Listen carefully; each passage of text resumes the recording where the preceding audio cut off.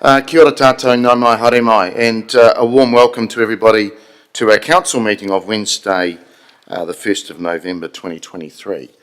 A warm welcome to those in the gallery, and if I could just go through our house and the housekeeping first, please. In the unlikely event of an emergency, we'll exit through the green signs and we assemble together or evacuate out to the assembly area next to the clock tower in Te Mairahine, the square.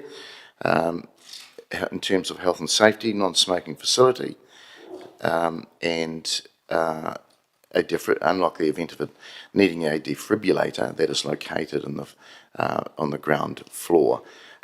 Toilets are as you came through in the link span, and any incidences, please report those to our committee administration. If I could just ask those presenting, perhaps if they just give their officers, if they give their name and title first time, just helps with our online viewing. That the meeting is being recorded and live streamed on the Council's YouTube channel. And we will now, I'd ask Councillor Fitzgerald if you could open with karakia, please. Tēnā koe rangatira, Mr. Mayor. Koutou, ko tai mai nei tēnei ata me karakia tātou. Tūtaua mai I runga, tūtaua mai I raro, tūtaua mai I roto, tūtaua mai I waho, kia tau ai te mauri tū, te mauri ora ki te katoa, haumi e, hui e, tāhi e, Mr. Mayor. Kia ora, Councillor. Right, we'll move through to our agenda items. Number 2 is around apologies for the meeting. I'll just get that up on screen. And we have apologies from Councillor Dennison, and I will look to move that, seconded by the Deputy Mayor. If there are no comments, we will vote, please.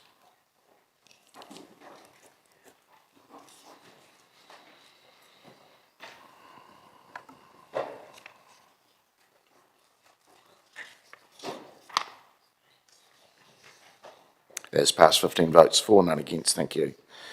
We'll move number 3, notification of additional items, because I believe there is something coming from administration, but we'll talk about that in a moment. Declarations of interest, I'll look to those. I haven't received any, nothing from the floor. We'll move through to our public comment. We were meant to have public comment from Bunnythorpe community, but they're now not attending. So we'll go to our next one, which is Students Against Cuts, and I'd ask Joshua Parsons and Matt Russell from Massey University students to come up to the seats there and push the right hand button, and that should illuminate your speakers there. That's it. Well done. Thank you. Floor is yours.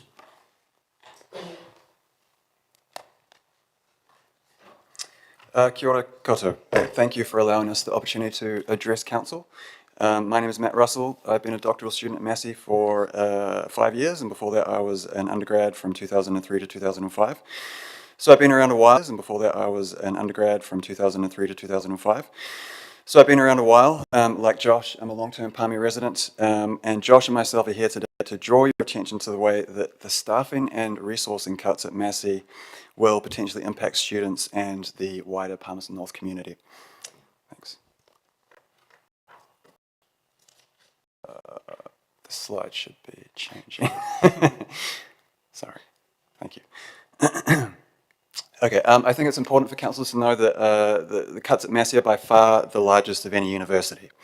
The way that management is drip feeding information makes it difficult to quantify. At present, it's looking like about 400 to 500 jobs will be lost. Not all in Palmy, but I'd say probably slightly more than half. I've done a little reading, and I'm reasonably sure that this is the single largest tertiary redundancy exercise in the history of the sector. Massey's capacity for science and teaching and research provision has been significantly diminished following years of incremental cuts. This culminated in a proposal for change for the College of Science, released at the beginning of last month, that would see a 60% staff reduction and the cessation of engineering, plant science, and other areas, while closing down the Massey Genome Service and the Manawatu Pasi and Imaging Centre. Other programs with high importance to the region and high enrolments, like freshwater ecology, have been reduced to a single lecturer, which has hugely limited the environmental science degree. These types of cuts have also reduced Massey's capacity as a public goods science provider in the region for clients like Horizons, PNCC, iwi and Hapu, and environmental NGOs. Many of the remaining physical science papers have been shifted to either fully or partially online. Highly practical subjects like animal behaviour are currently being taught by distance. We've heard repeatedly from physical science students that they are already not getting the lab and practical experience that they need to compete on the employment market after graduation. 3 weeks ago, management released the proposal for change for the College of Humanities and Social Sciences. This proposes a 31% reduction in staff by the beginning of semester 1, 2024, and next year Massey will need to begin cutting papers to make up for this teaching shortfall. From 2025, it seems that internal BA students will have less choice, less support, less face-to-face teaching, and the Massey BA will become less and less attractive. During this period, the university has only responded to student demands for transparency and dialogue when it's been made in the form of a protest event, and they've responded with a bare minimum. And it's this vacuum of communication that has caused these protests. To my knowledge, the Student Association has not been involved or meaningfully consulted over any of these proposals and has to fight just to get a copy of them. Now, you all know Massey's economic benefit to the region. There's a slide that's supposed to go along with that. It brings staff and students into the city, and many of these students come from other regions and remain here after graduation to begin a life. Last week, Steve Stannard from Cyclista Cafe just down the road wrote an article for The Standard in which he lamented that Massey has become estranged from the community that it's supposed to serve. He talks about the negative impacts that this has had on his business and the city. And the situation with Steve's Lovely Cafe is a direct reflection of what has happened to Massey. When I first arrived, Palmy felt like a student town, maybe a little bit too much of a student town, but Concourse felt like a space that existed for students. You head up there today, any day, it's a concrete desert. Almost the only time there's any activity is when there is a protest. Campus vibrancy is terminal, student culture is almost non-existent. This isn't something that just happened. It's not a result of COVID. This decline started well before lockdowns. It's a result of a series of decisions made by an insulated and comparatively bloated leadership structure that has become estranged from the community it's embedded in, student, staff, as well as the idea of what a university is supposed to be.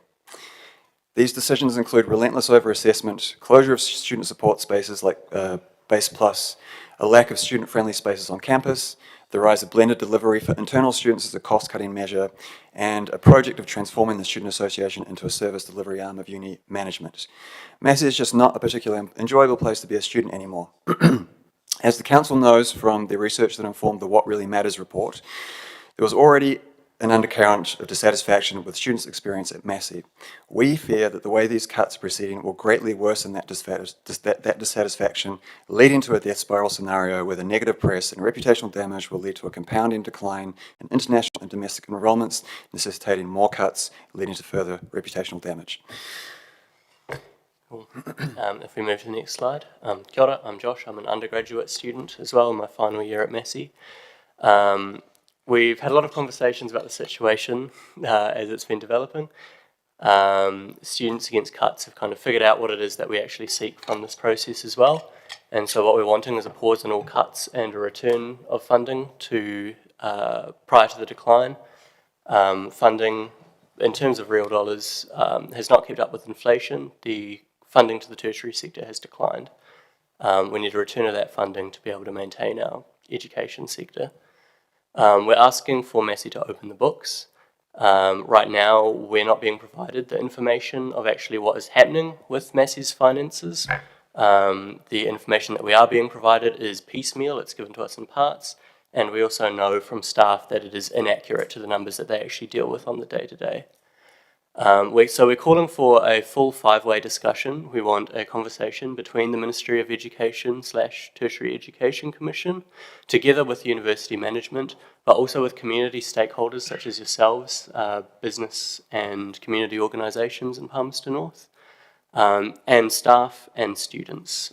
We think this needs kind of a whole of community approach, which we're just not getting at the moment. But we're also aware that before the cuts, things weren't perfect. Massey has been becoming estranged from Palmerston North and the needs of the people in the community here. So we're looking to build back better, basically, and we want your support in doing that as well. So we want to build a university that is actually really tied into Palmerston North, that super supports the community here, and it's also directed by the needs and aspirations of mana whenua staff, students, and community. Next slide, please. So we have a few particular asks which we would love for you guys to get behind. The first one I know was already mentioned when the TU made their presentation. We're asking for PNCC to appeal to the Tertiary Education Commission and the University Council on behalf of Palmerston North on the basis that these cuts are going to have a serious impact on the well-being of our town. We're also asking for your support in a Palmy-wide Save Massey hui. We're organising this with the TU and Students Association. We would love if you're able to help out with venue, networks and publicity for this event. We're also asking the Council to make submissions on behalf of Palmerston North during Massey's consultations. With each proposal for change, they're opening a 2-week consultation period, and we would really appreciate having your voice in there, speaking about the impacts on the town. And finally, we're asking for you to join the call for a summit between government staff, students and communities. We believe your voices are also really important. We need to have town and gown working together rather than separated across the river. And yeah, having your backing to start this conversation would be really helpful. We've been pushing for this to happen and been getting turned down by senior leadership at every turn. And so your voices, I believe, will be more appreciated. So thank you. We have a little bit of time for questions in our 10 minutes. Councillor Wood. Thank you, Mr. Mayor. Two questions. One to you. Thank you very much for coming and presenting. I just was wondering if you could confirm my understanding, which is that with Massey's cuts to engineering, they haven't yet confirmed whether they'll grandfather the course. And currently, if a student was transferred to the University of Canterbury, the course to do that bridging would start 2 weeks before they make the announcement of the grandfathering. Is that correct? I don't know about the timing of the courses, but it's correct that Massey is refusing to make any promise. They're not making any promises about grandfathering or accreditation or help for students to transfer to other universities.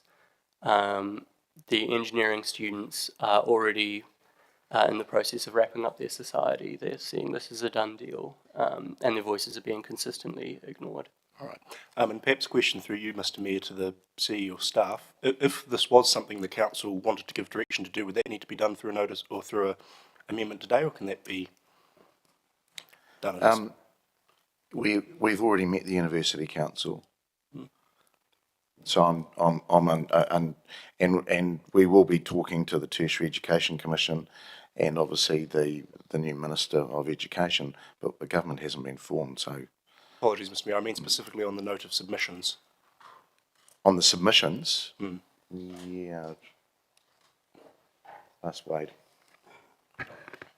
Yes, through the chair. It's not generally something that we would normally provide a submission on from council on. I'd have to take that question on notice a little bit more, councillor, and just consider it a little bit further. Thank you, Mr. Mayor. Councillor Harpenter. Thank you. Thanks very much for coming in today. The impact on, you've talked about Palmerston North is quite clear. The impact on Albany and Wellington, do you have any numbers of the impact on those two campuses? Yeah, it is difficult to, like I said, quantify total numbers across campuses, but I'm reasonably, I mean, I don't want to say what I can't back up with numbers, but I'm reasonably certain that around about half of the redundancies are in Palmerston North. There are large redundancies in Wellington and Auckland, but Palmy has been hit particularly hard. It's the anchor campus. It's where the majority of distance, the majority of distance gets taught. It's where the majority of internals are, and it's where the majority of job cuts are. So I'm sorry, I can't give you specific the reason for my question breakdown was about the lobbying of those two councils as well. That was the reason for my question. So that's where I was coming from with my question. No. Yeah, if I may speak to that, yeah, we would definitely like to. This is our strongest branch of Students Against Cuts, so we're the most capable of doing this sort of work. But yeah, lobbying them is a fantastic idea, and we'll definitely try and make that happen too. But I wanted to speak as well a little bit to the question of numbers in different places. One of the major issues is that the proposal for change for the humanities and social sciences is mainly a reduction of positions per department, and those departments are working across the 3 campuses. So, for instance, a department where there's 5 staff, 1 in Wellington, 1 in Albany, and 3 in Palmy, they'll say, okay, we're moving down to 3 staff, and then it's up to those 5 staff to fight it out and figure out who maintains those jobs. So there's no guarantee as to where those cuts will take place. Yeah. Thank you very much. Thanks, Mr. Mayor. Just before I go to the next councillors, so we did meet with the University Council, and your numbers are quite different to the numbers that were given to us. And I understand there's quite a lot of complexity around, you know, if it's Albany, if it's Wellington, if it's Palmerston, or it's everybody together. But the new number of 500 jobs, I haven't heard that one before. It's in the range, I would say I would estimate it to be in the range of 400 to 500. So there's already been around about 200 voluntary enhanced secessions, and this 400 to 500 is the proposed number from these 2 new proposals for the College of Science and the College of Humanities and Social Sciences. So these aren't job cuts that have happened, they're proposed job cuts. I should have made that clear. Proposed job cuts. So talking about because I mean the retirement and the voluntary redundancy is quite important, and some of those numbers I believe have been released. Yes, they have. So Palmerston North was 67. Okay, that might be a university-wide number, but not, the figures that I've seen are higher than that, significantly higher than that. Okay, just trying to get a bit of consistency on the numbers, because that's always been. I mean, don't get me wrong. I think any job loss is bad. Just getting an understanding whether it's 100 or it's 500. I'm unsure. Councillor Fitzgerald. Thanks, Mr. Mayor. Thanks, guys, for bringing this to us, and it's certainly not the first conversation we've had in the chamber about what's happening out at campus. A couple of questions, and I'm fully supportive of getting them to open the books. What is that likely to provide for you guys? The major problem is that it's very difficult for us to recommend alternatives when we don't know what's actually happening with university finances. One of the key issues is that we're only getting the data piecemeal. So we're getting only the financial situation of the School of Sciences for the School of Sciences cuts. We're getting only the financial information for the School of Humanities for the humanities cuts. And staff in both of those disciplines have said that those numbers are not accurate to the numbers that they're actually dealing with. And for us to suggest, well, actually, maybe some of these cuts are unnecessary. For instance, on the basis that a lot of the particular disciplines that are being cut are actually producing profit. They're just not producing profit to the extent that the university leadership is requiring or projecting, and therefore it's counted as a deficit.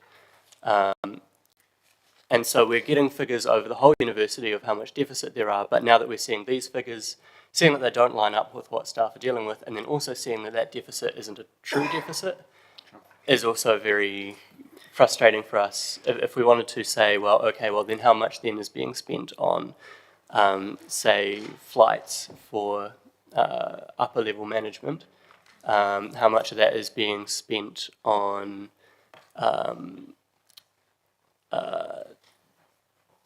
sorry, my brain is gone. Floor space costs. Yeah, floor space costs, etc.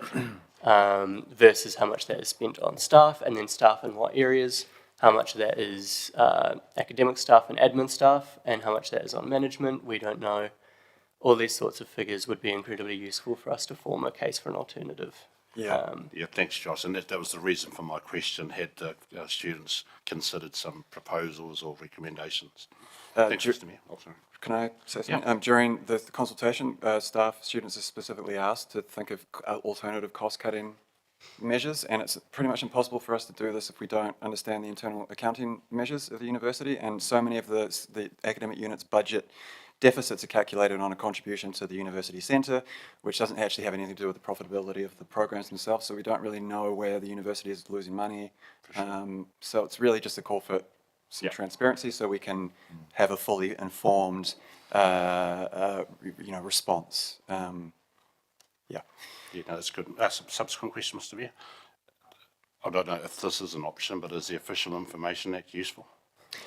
It's not going to line up with the consultative period, though. I mean, Yeah. we've got a very short, the consultation ends on the 6th. We have requested an extension, as did the College of Sciences, an extra week. They're not giving us enough time to gather this information. Yeah. It's also been very hard to pin down what department and what section we need to be asking the OIAs for. We've had a couple of OIAs which have basically come back saying, oh, sorry, that's not our department. I go, okay, cool, so that's another OIA, another 30 days to get the right department. And, For sure. Yeah. Thank you.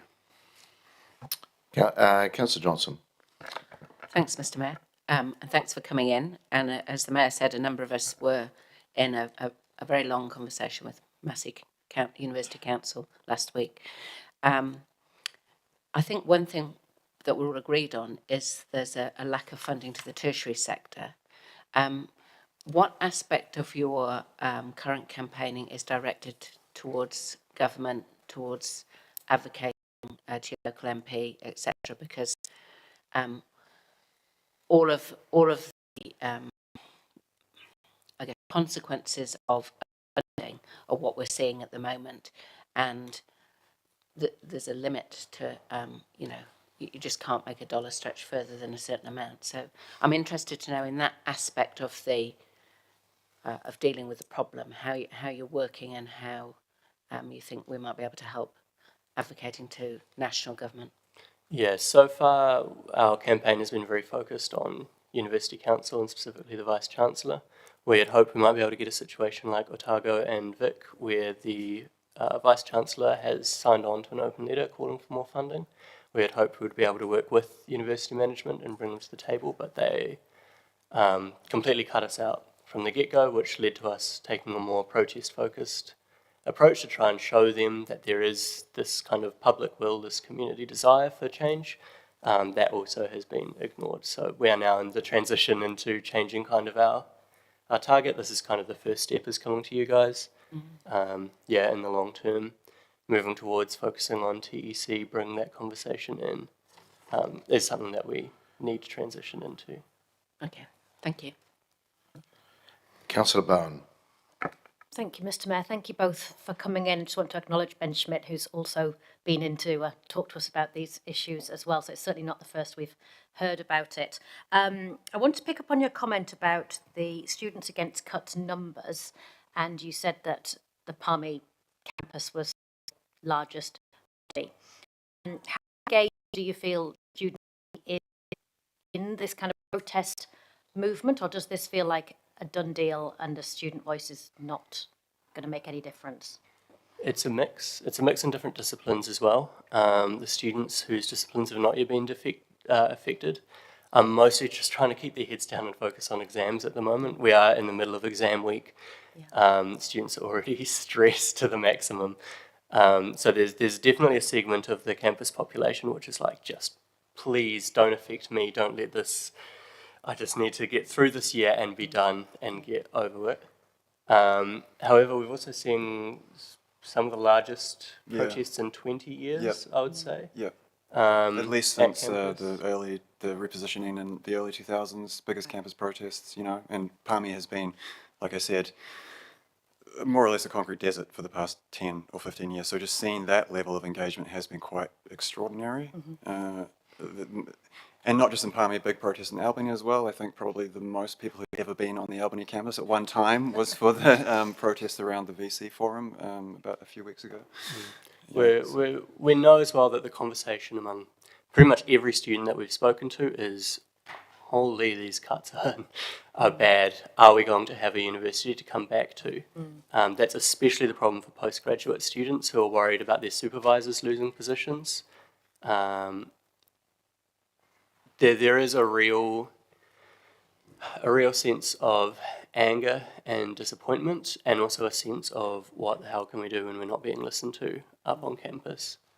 I think, as to give kind of a rough figure, when we went petitioning, calling for a stop to cuts, we spoke to, I think, 180 plus students over a couple of days.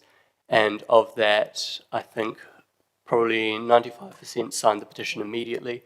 The 5% that did it were mostly international students who were just not really sure of the political situation and weren't keen to sign something they didn't fully understand. So, Well, thank you for coming and speaking to us and raising your voices on behalf of the students. Thank you. All right. Look, thank you, Matt, Joshua. That's the questions done. And appreciate, as my colleagues, that you've come in. I do think, and just in wrapping up, in fact, we'll look to move it, and then we can go into comments. So thank you. You can step Thank back now. Thanks much. Thanks. All right, councillors, we have the recommendation to council that we receive the presentation for information. Move that, seconded by the Deputy Mayor. I'll just make a couple of quick brief comments because I think there's enough, there was enough asks of us. Firstly, the City Council or councillors were invited to a meeting with the University Council and senior management, and a number of you attended along with myself and some of the senior management. It is, I think Councillor Johnson said this has been happening for a long time. It is an underfunding issue. We don't deny there's some really big issues right at the front doorstep of yourselves as students and staff. It's really about the issue is how do we influence the influencers? How do we influence the incoming government? How do we influence the TEC to look at the bigger problem? Massey's definitely got issues, but so have just about all the other universities as well. We saw a spreadsheet, but I think showed 6 out of 8 making significant losses and continuing to make significant losses. Some of the numbers differ a little bit to what you've said today, but I think even if you halve them, it's still a massive hit for everybody. So what does the city do? I think we've got to lobby. We don't have a government at this stage, but we will have a government hopefully in the next week or so. So we do need to understand who that tertiary education minister is. We've got to lobby them. We do need to lobby our city and regional MPs. TEC, the CEO, Tim Fowler, is certainly one that I'd encourage you to go to as well. He and his department should be engaged because they effectively dish out the funding to the universities. So I believe the city should be advocating on behalf of the sector, and the Massey University is a massive part of that sector for us. So I'll leave it at that. If there are no other comments, we will vote. Thank you.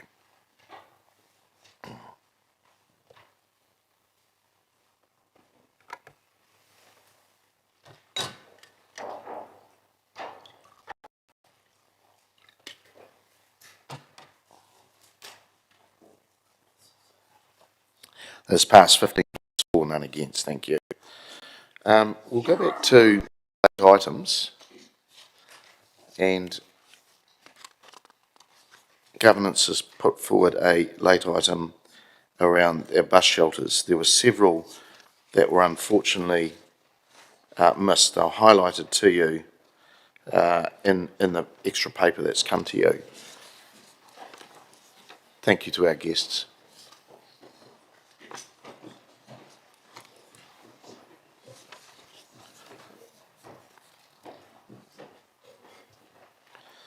So the papers or the shelters that were missed were 44-23, which is around 739 Tremaine Avenue, 4623, which is the proposed bus shelter at 82 Te Awiawi Street, and that's it. So there's 2 that were missed. So if we have a recommendation that to receive the rectified recommendations from Part 1 Public of the Economic Growth Committee extraordinary meeting dated 9th of October 2023 and incorporates the 2 further recommendations as just repeated. Our reason for the lateness is it was an administration error, and the reason for urgency so that the project can progress in a timely manner. I'm happy to move that we accept that late paper, seconded by the Deputy Mayor. Is there any commentary to that? There being none, we will vote, please.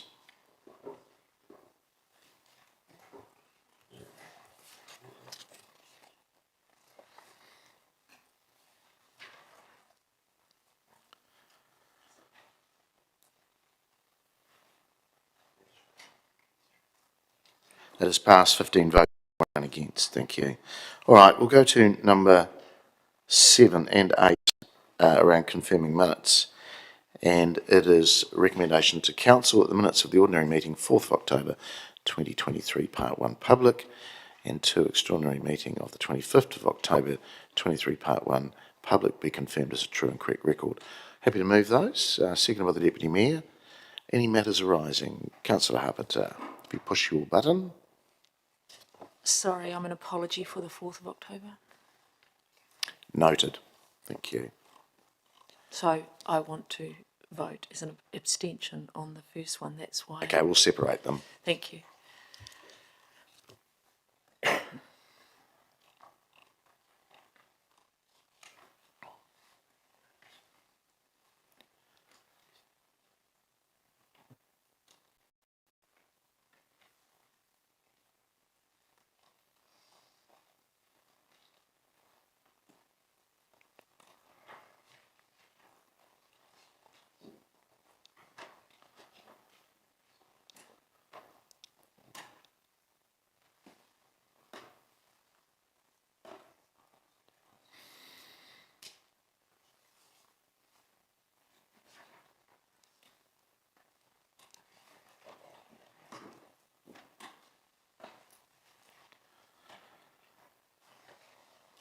All right, we'll look to move number 1 first.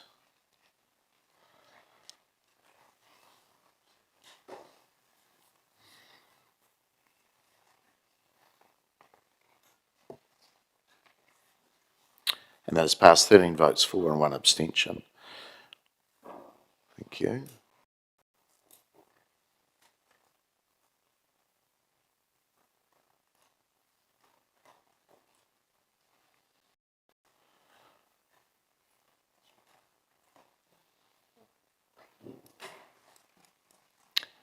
We're now moving number 2.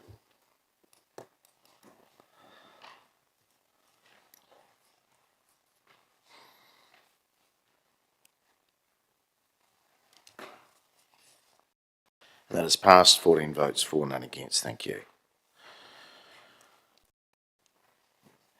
All right.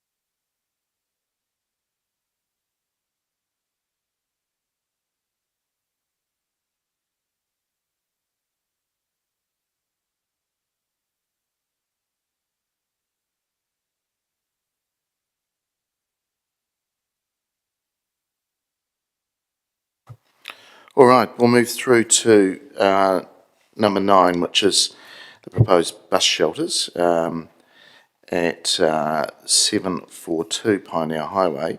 And before even discussing this, we need to move this to take it off the table to ask questions of the officers. So I'm quite happy to do that, seconded by the Deputy Mayor. And if there's no commentary to that, this is just purely around taking it off the table to discuss it. Okay, we will vote, please.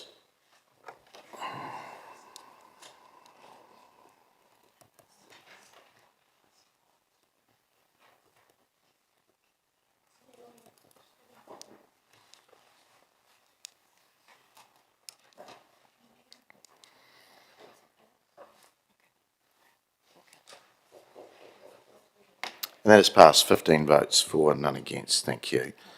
All right, I'll now ask Bryce Hosking, our Acting Manager of Transport, and our Project Manager, Francis Duffin, to speak to. That's page 163 of the previous Economic Growth Committee agenda.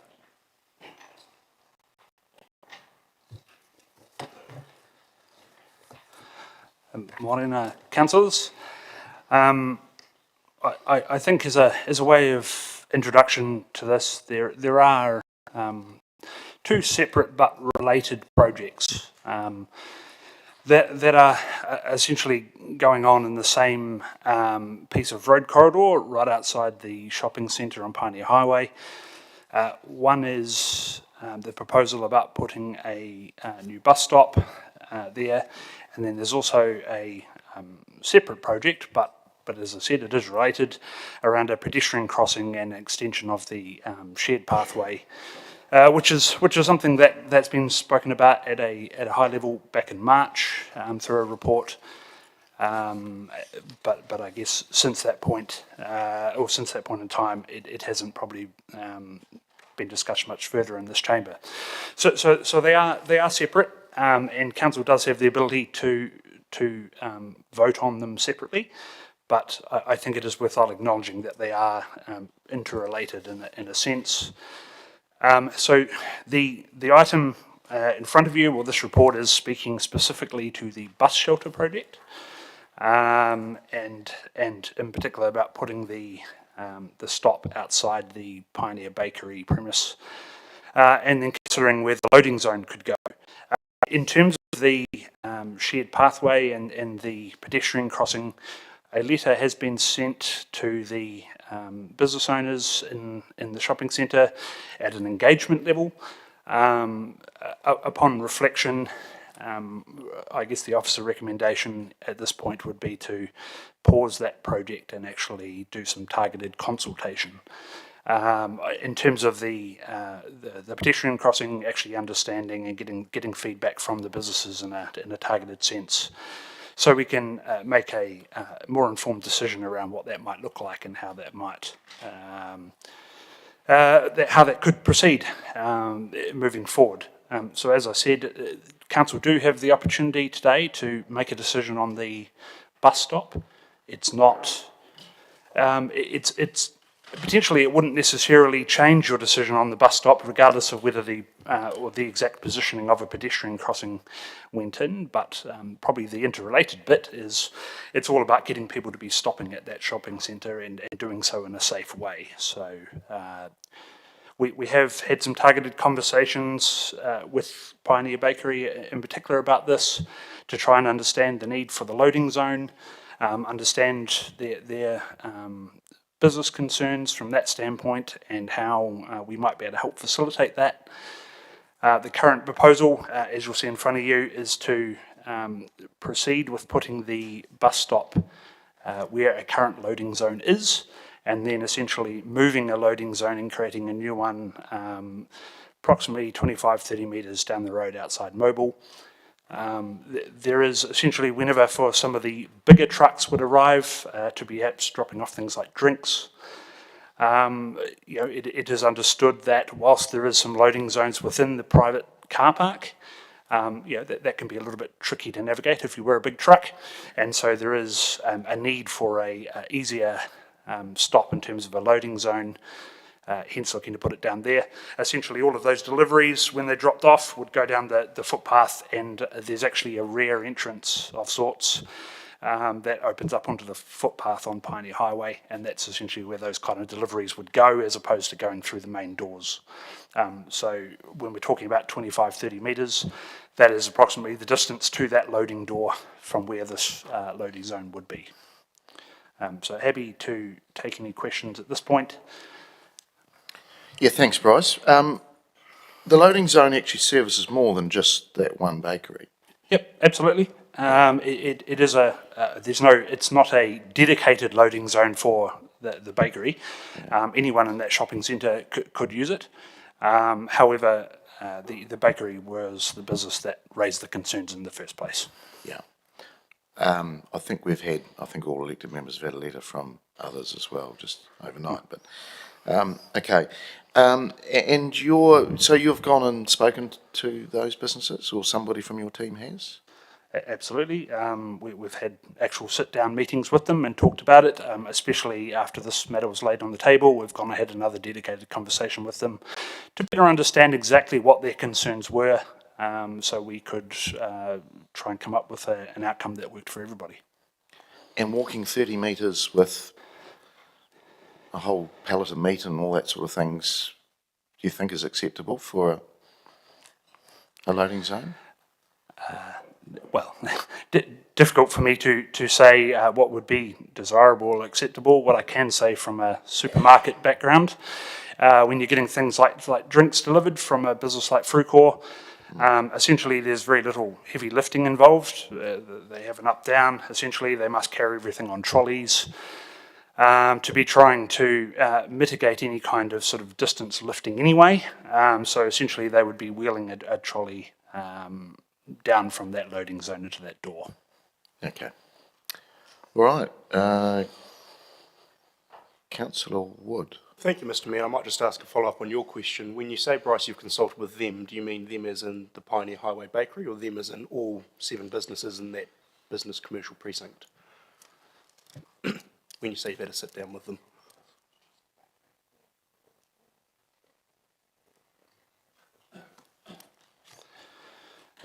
So we have contacted all of the businesses to seek feedback, but we had a specific sit-down meeting with the bakery in light of this item being put on the table Okay. on site at their premises. Given I feel it's probably a material fact, what health and safety obligations does a business owner have or a distributor have for moving heavy goods along a public footpath for 30 metres? Would it need to be coned off, for example, or can they just move goods down the footpath freely? Difficult for me to say, but that responsibility would sit with the delivery business as opposed to the bakery. Okay, so what I'm trying to get to the bottom of is, given the submission that we received said that it wouldn't be practical to move heavy goods 30 metres down a footpath, have we done the investigation of whether it would be practical to do and what their legal obligations would be? Because given that was an issue that was raised at submission.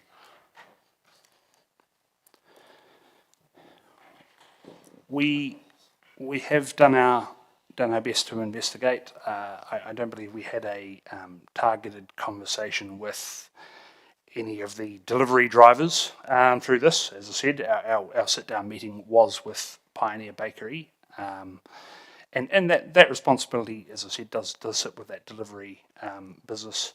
And essentially, we wanted to try and understand, were they having to backtrack right through and go through their front door again? Could they actually have easy access to be able to go through that side entrance, which they do? In terms of health and safety issues, I suppose that there is a consideration now that they would be going across a vehicle crossing in terms of an entrance into Mobile, and that is definitely a consideration. However, on balance through those conversations, there was nothing that came to light to officers through our conversations with Pioneer Bakery to say that it couldn't occur. All right, thank you, Mr Mayor. Councillor Arnott. Thank you, Mr Mayor. Was Jacinta Fraser the property manager for the whole complex who asked in her submission at the hearing on 19 September, can someone please visit the site or meet me there with the owner to see where there could be a better place for a bus shelter? Were they met and asked? Yes. Not according to them.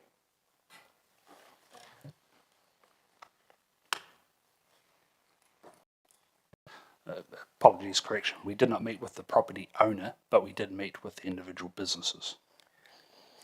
And you met with Jacinta Fraser, then the property manager, and she asked to be met in her submission.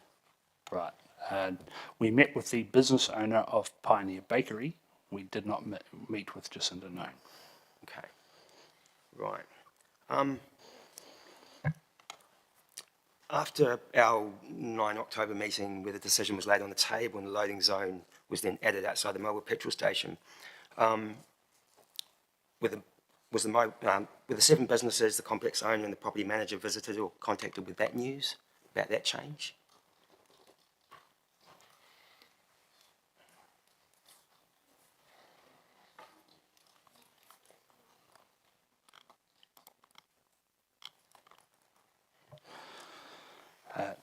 Again, the only targeted conversation on the additional loading zone was had with Pioneer Bakery after the matter was left on the table.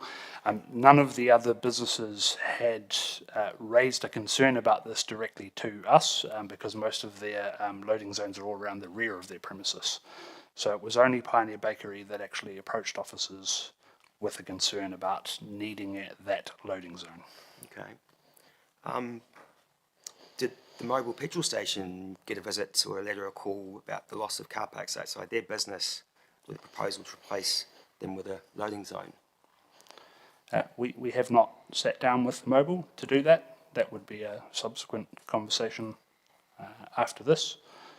If the bus stop was to be located outside them, then yes, absolutely, we would have to have a conversation.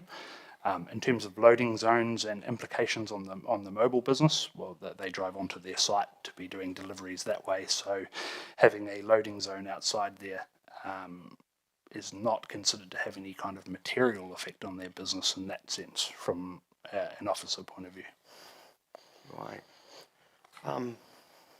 Can I talk about the deletion of the right-hand turn?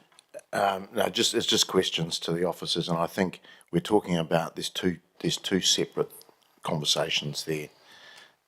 So unless it's a question to the officers, you can do that in your comment. But remembering, councillor, the two separate issues. Right. Okay, I'll leave it there. Thank you. Councillor Bellin. Thank you, Mr Mayor. Tēnā korua, I have two prongs to my question. The first is the appendix 3 to this bus stop or bus shelter is not a technical or sort of the spatial drawings that we've had for the other shelters, and I'm just wondering if there is a sort of spatial layout that we could look at. My issue is it's a little difficult for me to understand where we're talking about with these loading zones and things, because this is looking at a future or a prospective design rather than the actual layout that it would be going into now. So I'm wondering, is that available?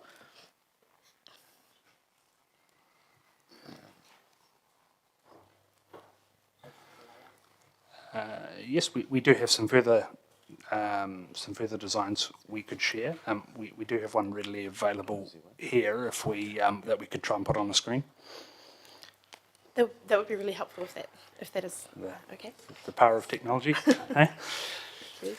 While you're doing that, if I may just, my Excellent. second part to my question is just in terms of that spatial layout, the 30 metres that we're talking about between the proposed loading zone and the bakery, is that specifically the bakery, or that's the shortest distance? I'm thinking of the other businesses, Tea Market Fresh and so on, that are further down. Would that be is that a loading zone they're proposing to use potentially? Or we don't know that information yet? That is the distance from the loading zone to that loading door, essentially, of Pioneer Bakery.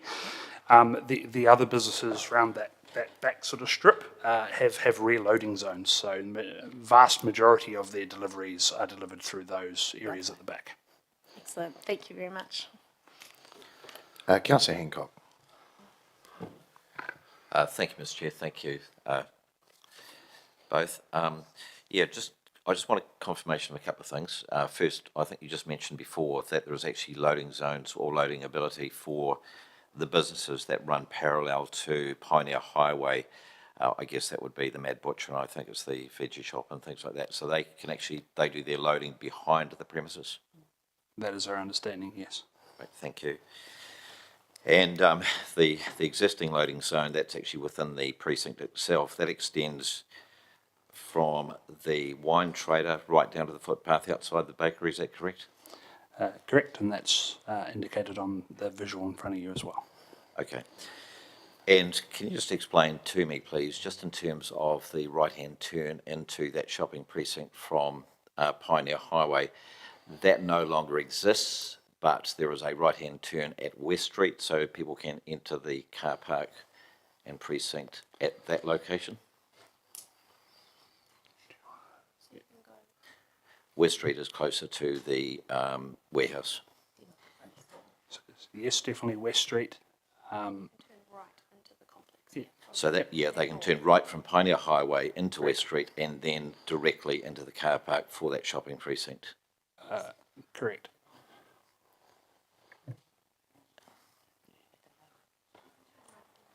Yeah, you can also turn right from Pioneer Highway into the complex. Now, but in the future? As per this design. Yes. Yes, as I said, slightly different projects, but yes, essentially we are proposing that right turn into the complex from Pioneer would remain. Okay, that's fine, thanks. I understood that perhaps might be in jeopardy. Thank you. Thank you, Mr Mayor. Councillor Fitzgerald. Thanks. Hey, thanks, Francis and Bryce.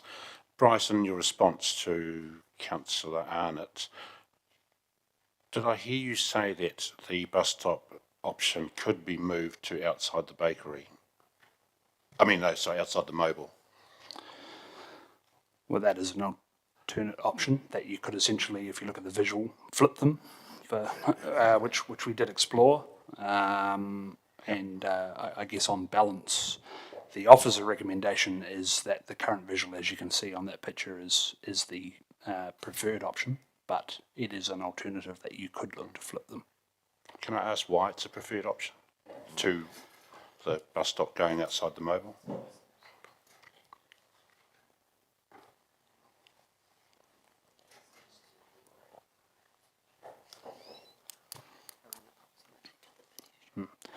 Primarily around proximity to the shopping centre, and that was a assessment on a number of fronts, everything from safety through to accessibility, through to looking at the outcomes of what we're trying to do in terms of the bus network, which a lot of that comes around accessibility and providing timeliness of exiting a bus and being able to get to key services. And so those things were all considered by officers and also consultants, and that was really the basis of this current decision.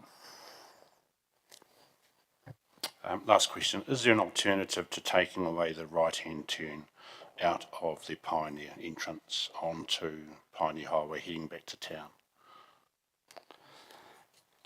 Any consideration of that right turn ceasing would form part of the pedestrian crossing shared pathway project that I said is related but separate. And I guess speaking to my introductory comments, the officer recommendation is definitely that we pause on that and do some more targeted consultation with the businesses to understand the impact of that alongside the impact of the other pieces of that project. Thanks, Bryce. Thanks, Francis. Thanks, Mr Mayor. Councillor Johnson. Thanks, Mr Mayor, and thanks, Bryce and Francis.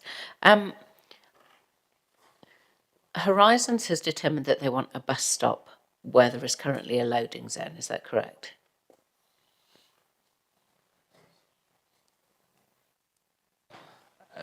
Horizons have provided direction that they'd like a bus stop in the area. They haven't specifically narrowed it down to in this very marker on the road. Okay, all right, thank you. So I presume there's no option to share a bus stop and a loading zone, like they have to be separate pieces of road?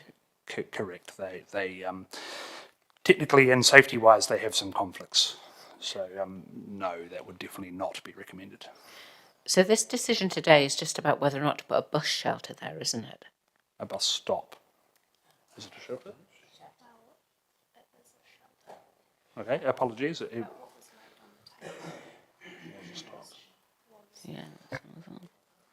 We're sticking a shelter on top of it, are we?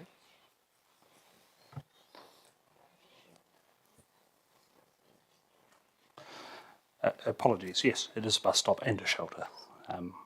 Correction. So yes, that is the proposal on the table today, is to put a shelter in the location shown on the visual in front of you. Okay, so if we decided not to put a shelter there, Horizons could go ahead and have a bus stop there anyway, if they so wished.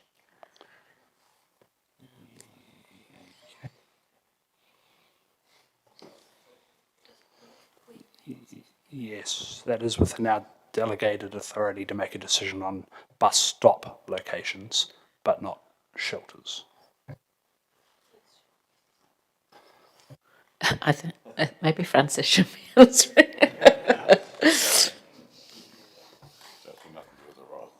Good morning, everyone. Francis Stuffin, Intermediate Project Manager. The piece of road is PNCC's ability to make a decision on the location. Where the shelter goes is, and due to this being an objection on the shelter, by the bakery. It is councillors' responsibility to make a decision on whether the shelter does or does not go in the location that we recommend of being a bus stop. I'm just trying to be really clear about this because I think there is some confusion perhaps in people's minds about what we're deciding today. So just to be really clear, who makes the decision about where the bus stop goes? Officers, we do. Right. Head of And transport. yeah, okay. So that is made at an officer level. So the question that's in front of us today is, do we or do we not want a shelter at that position? And that's it. Am I correct? Yeah, probably a bit of both.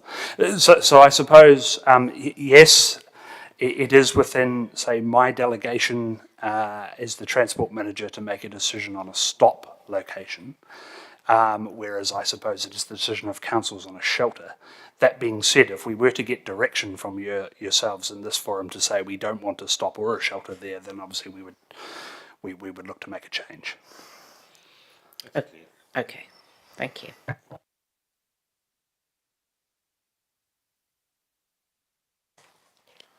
Councillor Harpeder. Thank you, Francis and Bryce. Just a couple of questions. One is around the occupancy of the car park. Do you have any figures around what the occupancy is on a daily basis? We have no figures in terms of occupancy. However, there are approximately 50 car parks there, 2 loading zones, as you can see on the image, that sit flush with the bakery, and as we've alluded to, the loading zones that sit around the back of the premises to service the remainder of the businesses other than the bakery. Probably not my question. It's more around how busy the car park is on a daily basis.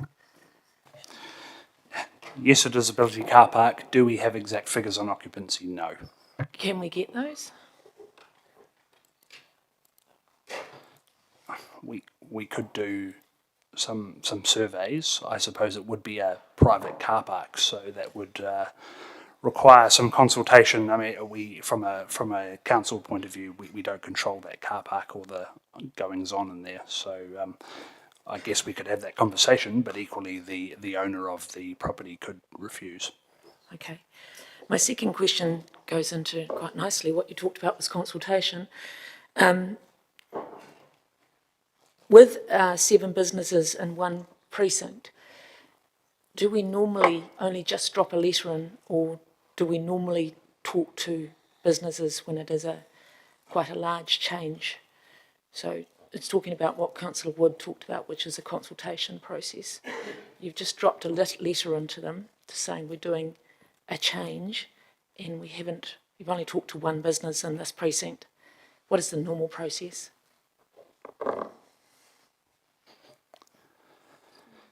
Are you referring to the bus stop and shelter, or are you referring to the changes to the road corridor in I'm terms talking of about the shared consultation path? process.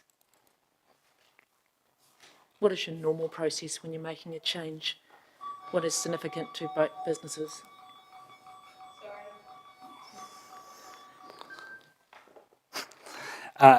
In terms of consultation, for projects of major change, it would be best practice to do consultation. Whether that be targeted or wider, I guess, would depend on the project.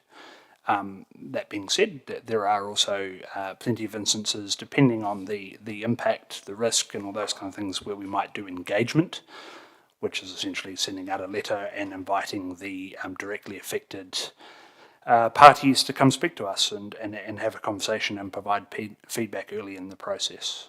In this case, in terms of the shared pathway work and the pedestrian crossing, for instance, we have given them a letter, which I would say is engagement, but in terms of, I guess that my comments from earlier, it's recommended that we actually pause at this point and do some more targeted consultation on that. In your opinion, do you feel the consultation process or engagement was sufficient? For the bus shelter, yes. Thank you. So Bryce, I mean, your comments there were helpful just at the end there around, so it's your view that you're going to go out and have a talk to these other businesses? For the shared pathway, yes, absolutely. I think the it's shared pathway, for so the that- shared pathway and the pedestrian crossing work, which is the other project happening in the area. Absolutely, I recommend we should pause and actually do some targeted consultation with the affected parties. In terms of the bus shelter, we have done quite a comprehensive piece of consultation on that. So I'm quite comfortable in. Okay, that's been so I don't want to get into the relitigating. So why are these people ringing us, councillors, saying they haven't heard from you? And you're telling us you have rung them. Somebody's not being 100% correct here. Otherwise, we wouldn't be having this discussion. Well, I guess in terms of, we understand that there has been a bit of consultation, or rather a bit of correspondence to yourselves around the pedestrian crossing, and that sort of shared pathway work. And perhaps... No, I'll correct you, sorry. The conversation that I've had with Dave Spence and Wayne Gerard from Mad Butcher is around the loading zone and the bus stop, those two things. Well, I guess I can't comment why they've come to you rather than us directly. All I can say is... Well, because nobody's talking to them. We did seek feedback to all of those businesses, some of which took it up and some of which didn't, in relation to the bus shelter. Fran might have Councillor something to Mangan. add on that. Thanks, Mr. Mayor. Bryce, can I just get an understanding a little bit more on why the decision is to have the bus stop on the loading zone and not outside the service station? What is the reasoning? When to me that seems to be a simple fix for everybody. Well, the driving outcome we're trying to achieve by having a bus stop in that proximity is to get people to the businesses in the shopping centre, not to mobile. So if we were to, say, flip those two things and put the bus stop down 30 metres, look, they could walk back, absolutely, and go back to that. So really the driving outcome is to try and get them to that spot and get them into that shopping centre.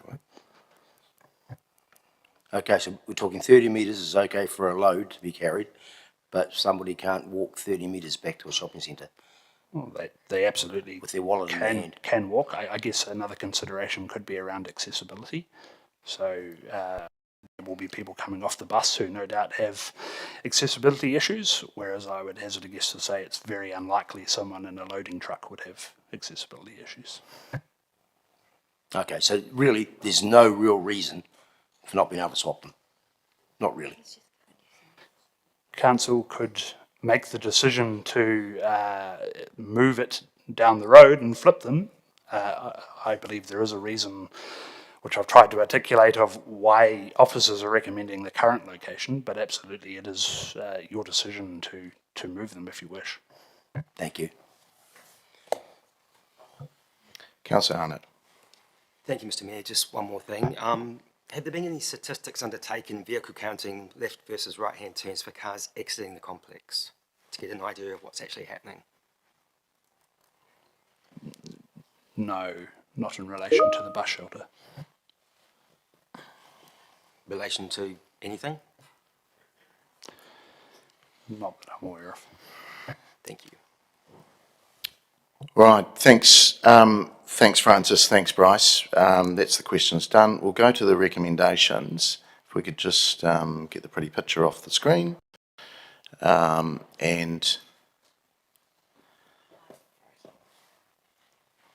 we're frozen. One moment.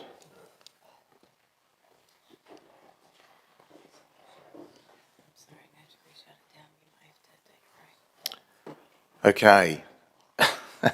We've had a technical issue. We can't access anything. So look, we might take a quick break now, and we'll be back in the chamber at 10:25. Thank you.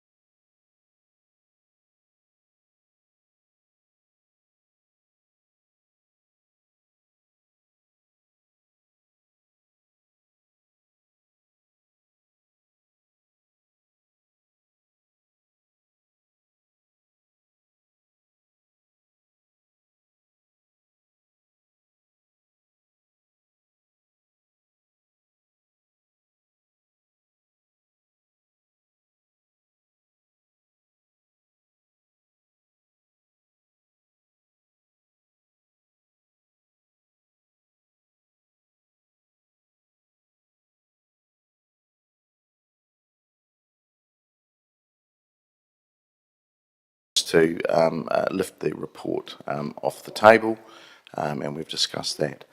So there's two more recommendations, if we could get them both up there, please. Oh, we have to wait till Mike speaks. Okay.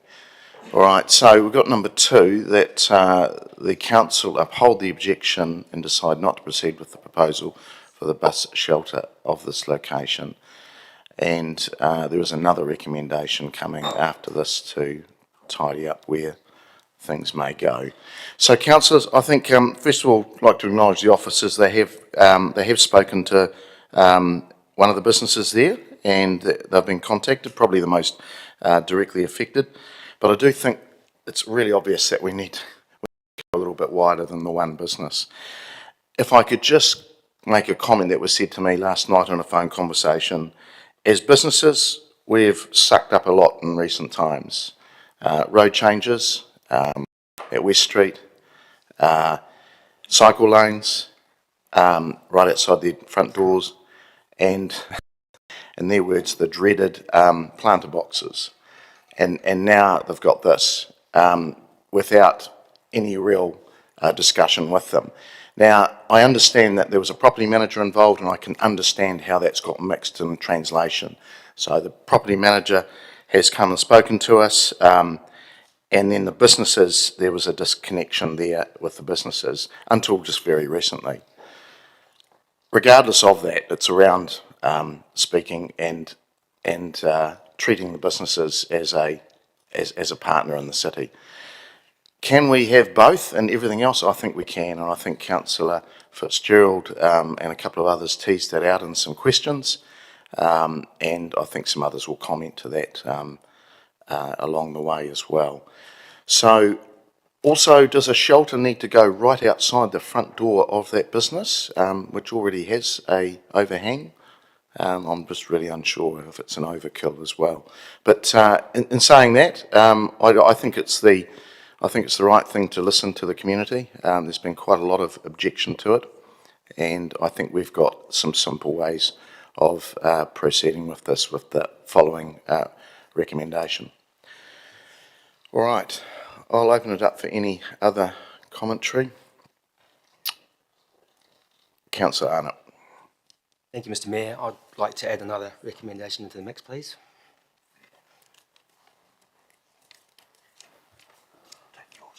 Okay.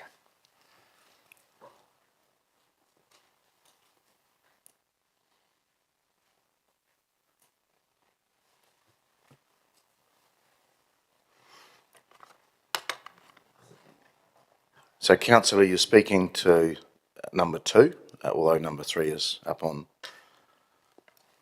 Thank you. Quite frankly, I'm disappointed by the lack of communication and openness to engage here. These processes should only ever be open and transparent. To have no dialogue, we're very limited, at least with 7 businesses. Businesses, the community is wrong in more ways than one. I saw a Facebook post recently from Pinnins, Palmerston Normal, where my daughter attends, the whole school, a sausage sizzle kindly donated by the Mad Butcher. The property broker's property manager asking for contact in her submission, asking to be part of the process, ignored, along with the owner of the building, for goodness sake. The only contact she received was from me twice, and most of the retailers. This council has been, of late, fantastic at communicating and engaging with citizens about proposed changes in our city. The cost and time in doing this must be huge, but in my view, money very well spent. Social media is second to none, we heard last Friday in the weekly report from our CE. In fact, PNCC having 3 times more views than any other council in the country is fantastic.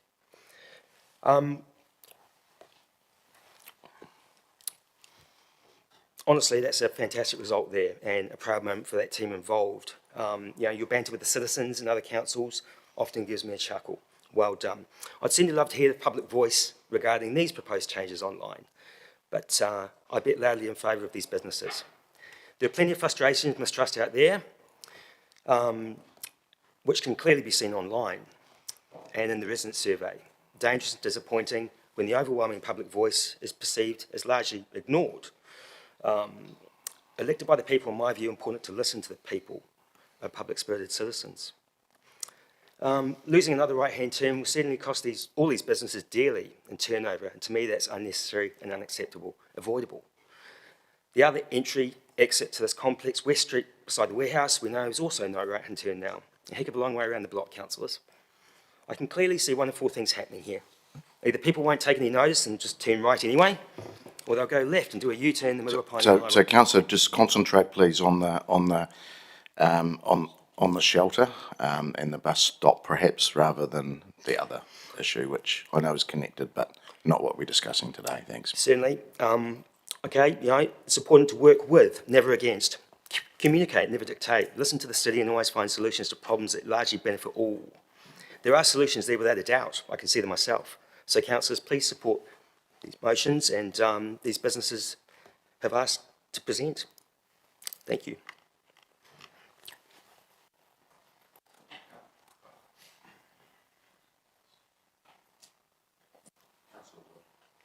Councillor Wood. Thank you, Mr Mayor. And to councillors, before we have World War III over a bus shelter, I just want to perhaps temper some spirits here. I recognise why we're all, or a number of us, are so passionate about this, because we've had direct contact with business owners who are frustrated and upset. And it's, I guess, understandable that some of that frustration and upset comes into the chamber. But I just want to perhaps take this down to a more practical level and remove some of the emotion out of it.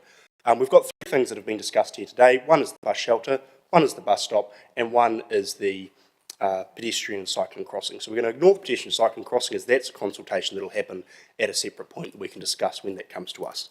On the matter of the bus shelter and the bus stop, I firstly want to talk about how they are connected. We made the precedent when we didn't vote to support the bus shelter off Amberley Avenue because we didn't feel the bus stop was an appropriate location. So there is precedent here from the committee that if we don't approve a shelter, we are tangentially not approving the stop as well, although of course that may not be in our realm to make a decision based purely off recommendation 2.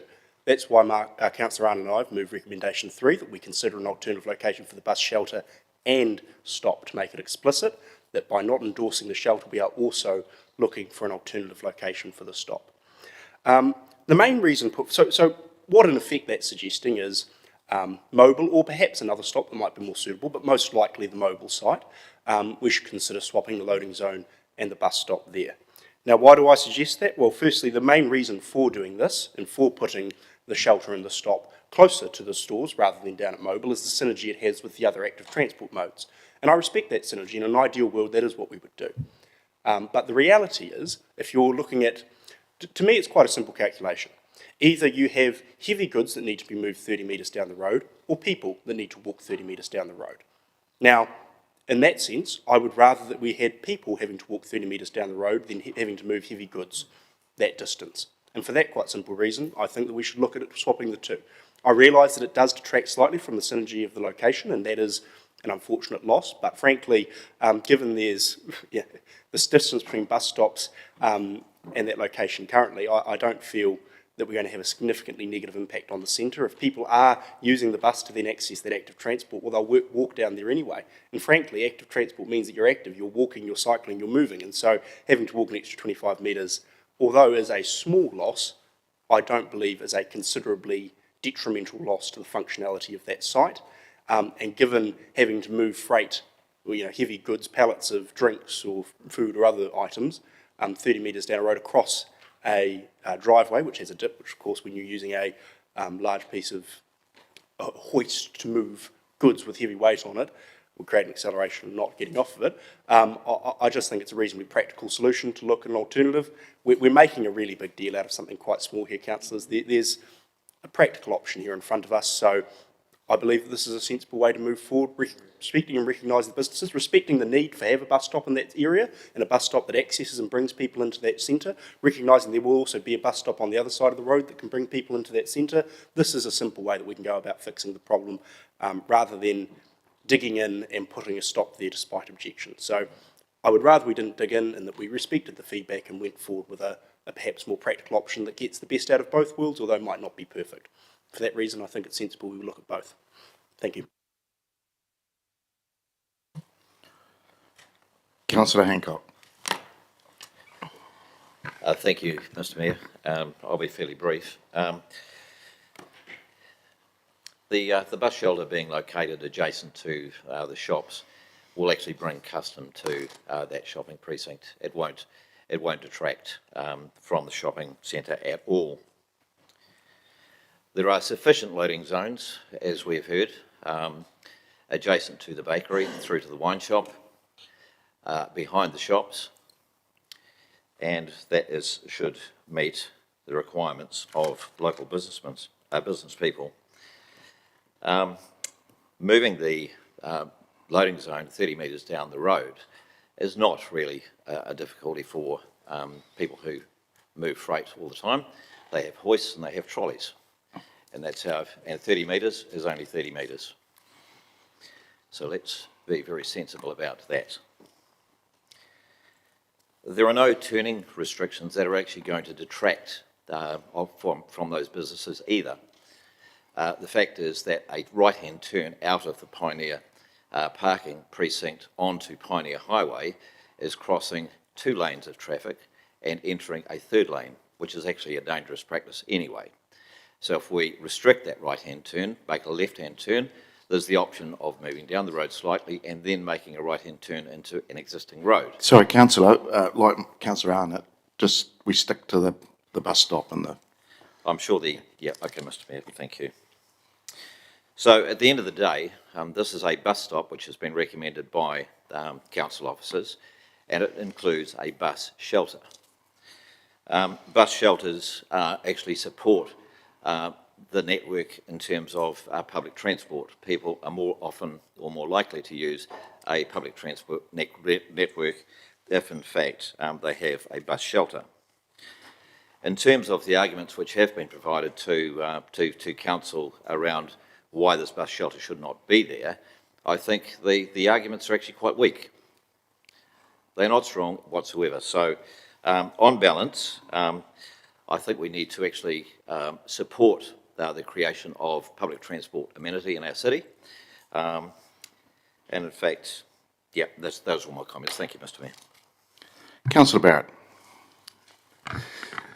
Thank you, Mr Mayor. Colleagues, interesting to see this conversation evolve. I thought it might kind of head in this direction when we first decided to take the opportunity to bring these decisions into a more political context rather than leaving it with the Commissioner.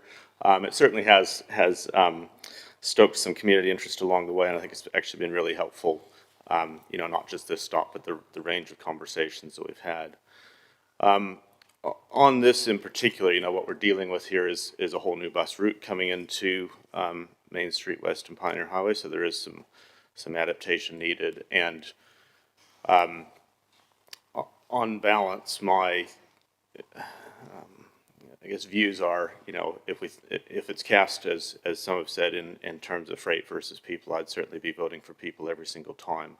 And I'd want to make sure that we're making the best use out of a transport network that actually supports people's movements and acknowledging that there's already a significant amount of freight movement opportunity around the space in consideration here. So I won't be able to support the recommendations to uphold the objections. And I guess my last plea would be in terms of thinking about the next stages of the conversation here. This morning we've heard from business right through.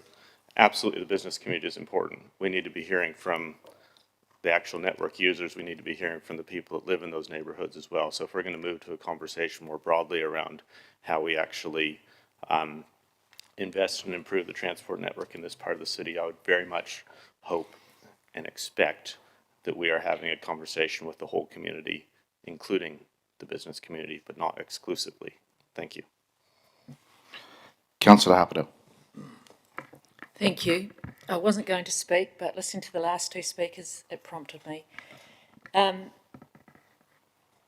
This is probably one of, outside of the plaza, one of the busiest car parks in Palmerston North. And it's very car driven. At the moment, you fight to get a car park in there. And as one of the councillors said in the morning tea break, they sometimes don't put their car in that car park because it's quite hard to get your car in and out of it. I think this issue is around listening to, it is one, businesses, but also people that are in those businesses.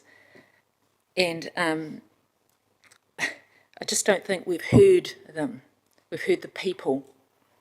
And this is not political at all. This is about listening to the people that are in those businesses. It's not political. I will vote for all three. Thank you. Councillor McLeod. Thank you, Mr. Chair. Thanks for the opportunity to actually speak to this. I wasn't going to speak to this as well because I thought that we were making a big issue out of something that is very small and very minimal. We're all about to start World War III over bus shelters, and personally for me, I think it's a waste of our time. We've got better things to do on the agenda. But just to speak on this, I'll be supporting all three recommendations. The reasons being, number one, the submission that we heard from the property managers, Jacinta, and also from those businesses. Now, personally, for me, I don't think I've been really much, I haven't been really impressed with the level of consultation that has gone into this, because if staff, not to bash our staff, but if staff would actually meaningfully engage with those businesses or those people, we will not be having emails from those communities or businesses coming back to us and saying, hey, we need to do something about this. Number one, the reason why I'm going to support this, in particularly recommendation 3, is number one, having a loading zone 30 meters away from businesses. From a health and safety perspective, we had heard from those businesses that there are some requirements or requirements around health and safety, around how far you can actually carry a load, and also the injuries involved with those, with the distance in carrying those loads.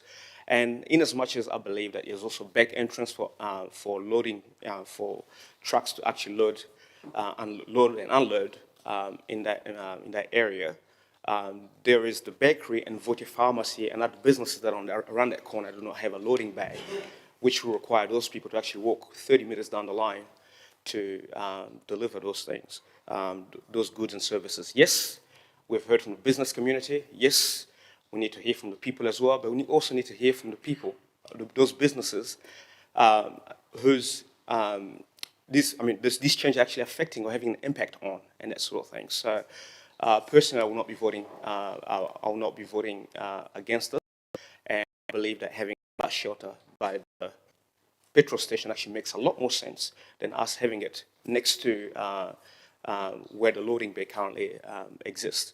And I don't believe that having a bus shelter by the petrol station will actually stop people from going and doing their shoppings or meeting the business needs. That's actually ridiculous. It's a ridiculous argument to say because we're putting a bus shelter next to a petrol station 30 minutes down the line will stop people from going to Vote Pharmacy to get the medications.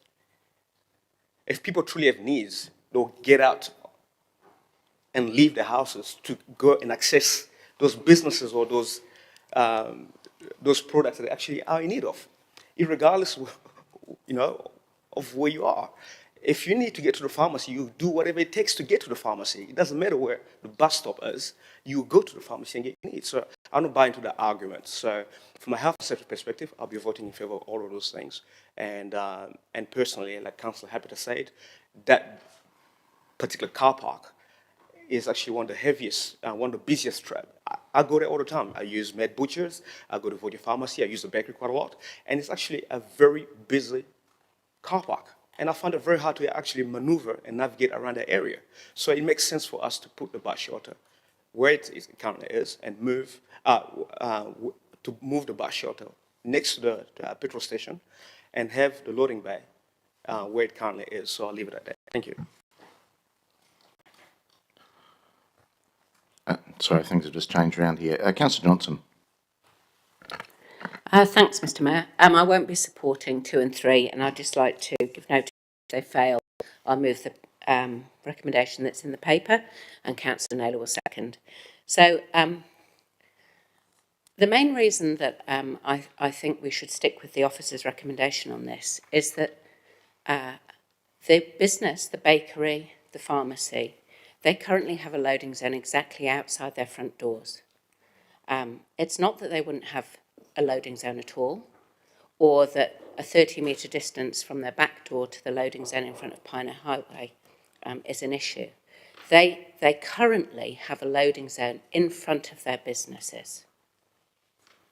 Secondly, we in our strategic priorities and our goals for this city are about supporting active transport, encouraging people to use public transport as well as cycling, walking, etc., active modes.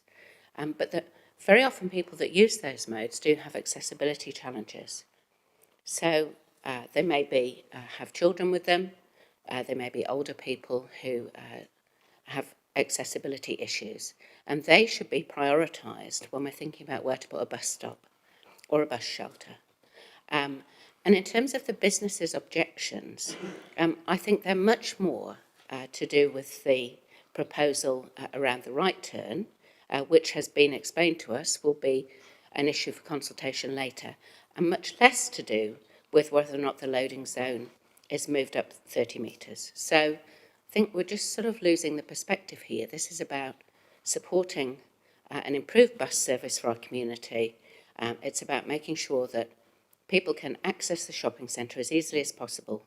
And the businesses, as I say, even those who've objected, even if we were to take that loading zone away totally, which we're not proposing to do, they have a loading zone in the private car park in front of their building. So I won't be supporting 2 and 3.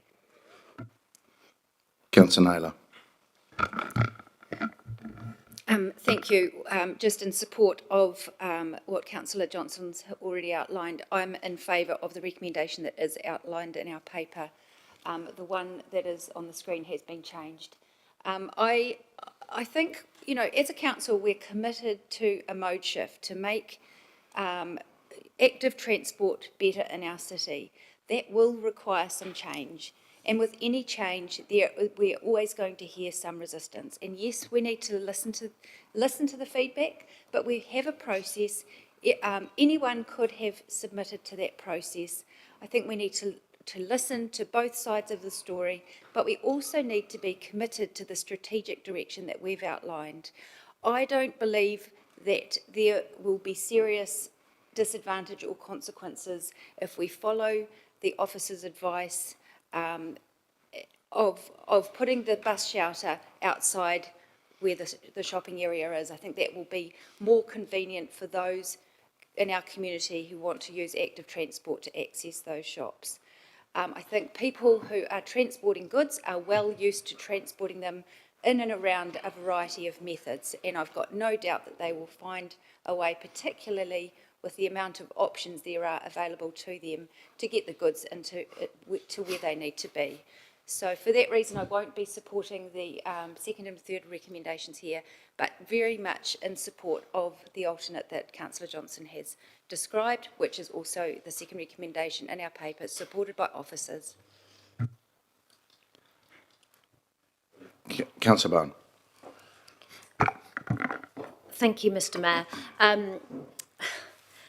Speaking to support the alternative motion, I think what we're hearing today in the conversation around the table is really, and I think you spoke to it particularly, Mr. Mayor, change fatigue. I think what we're hearing is that there's a lot of change happening in the city, and that we have some challenges in taking our community with us.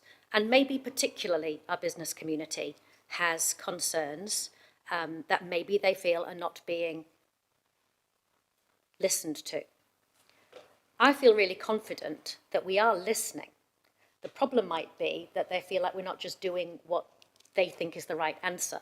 But as Councillor Naylor has said, our job is to listen to all of the voices and to make a decision based on those voices and the strategic direction that we've set in consultation with our community. But I can absolutely hear that fatigue in the amount of change that we're pushing at the moment. And I think I do share some concerns about change processes that are not well linked and consultation processes that don't speak to each other when we're talking about the same bit of road. So absolutely, I can hear that and hear those concerns. But I rather think that the World War III is described on the subject of a bus stop or a bus shelter or a loading zone is a symptom of that, but is not actually the question that we're being asked to consider. I think we're being asked to look at how our processes engage with people. So I'm comfortable with the officer's recommendations. I'll support going back to that. And I think primarily for me, accepting, I think, the point that Councillor Harper made, this is an incredibly busy car park. I'm sure we've all tried to park in it from time to time to pop into the Mad Butcher or the pharmacy. It's busy. It attracts a lot of people. Surely the best thing we can do in that situation is enable public to access that via our public transport network rather than not incentivising that. So it seems to me to not make sense to put the public transport access further away. That's not going to make the car park any more or less busy, but it does give people another option, another way that we support businesses, but recognising that there has been a range of views about this and that we can always do better with how we engage with our community, but I'm comfortable with the officer's recommendation. I'll be supporting that if it comes. Thank you. Councillor Mann. Thank you, Mr Mayor. I will support the recommendations. I think a simple listening to our businesses isn't a silly idea. We talk about how busy the car park is already, the activity there. Planting a bus there for this world record time they're going to do every 15 minutes or something, I just can't see how that's going to improve things, as opposed to 30 metres down the road. We talk about this great network. Ask people in Awapuni, Highbury and Roslyn where they think it is. They've got to walk a couple of kilometres to get a bus now. So 30 metres isn't really a problem at all. Okay, councillors, just as a right to reply to number 2, we're going to take 2 and 3 separately. I think that's wise. So look, councillors, I think it's really obvious who's very strategy driven and policy driven around the table, and look, this is such an easy fix, but we're making it really hard, as a couple of councillors said in their commentary, and it should have been done in the first place. And look, I understand the officers have made a line call, and they admitted that when they spoke to us about it, and we've seen how line calls go in certain other sectors of sport for this country. And I really do think we've got to make a sensible and practical decision here and support 2 and then 3. To go back to the policy and strategy, and yes, I agree, we're not saying no to buses or public transport, but if an officer or a bit of advice says jump off the cliff, do you jump off the cliff? Of course you don't. You make a practical decision about things. We're just making this so damn hard. I just can't understand it.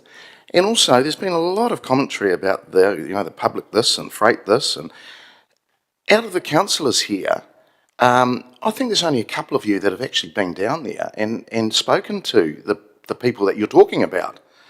And it'll be interesting to see what happens in the coming moments. But look, all the loadings, they don't all get loaded from the back. Different companies bring things in different ways. And they're loaded through the front door, side doors, back doors, whatever, depending on what it is, depending on who the company is, depending on the load, etc., etc. And I think we've just got to be a bit careful assuming we know best all the time. Listening, you said listening to all the voices. Well, we are listening to the voice. We are listening to the voice of the community. Yes, it is the business voice, and I know some of you perhaps aren't as attuned to the business voice, but look, they have spoken. And do we listen or do we not listen? And yes, you can have a bus going there and it might be an empty shopping centre because we've made it so damn hard to do business in this city. So please, let's just back off a little bit the policy, the strategy. We're not saying no to the buses. Number 3 clearly addresses that. What we're saying is we're listening, we're allowing balance into the conversation. So please make the right decision. We will vote.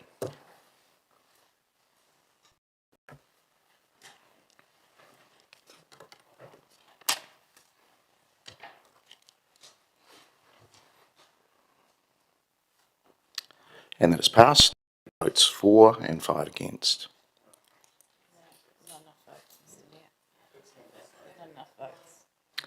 Well, that's what came up.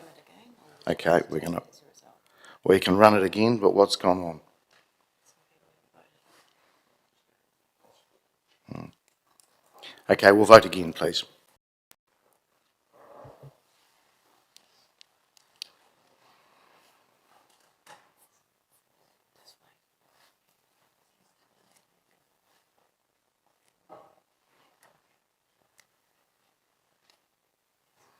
And that's 10 votes for, 5 against.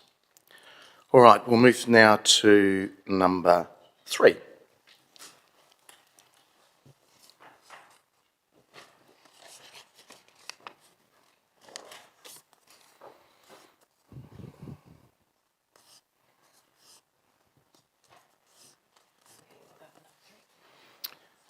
So we'll now vote on number 3, please.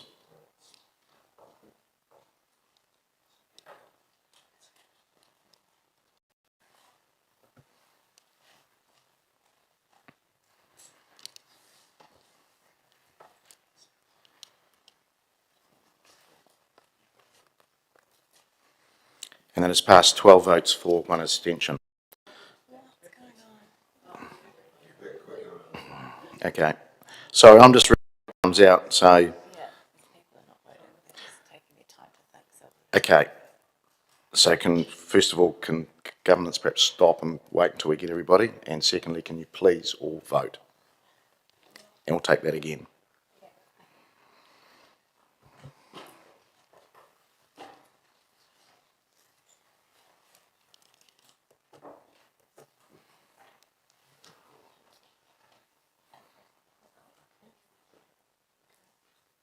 And that has passed 4 and 1 abstention.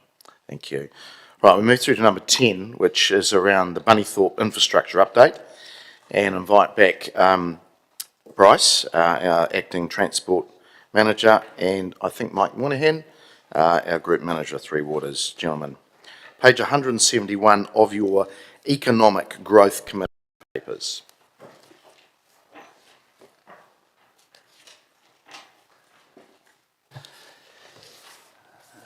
Morena again, councillors.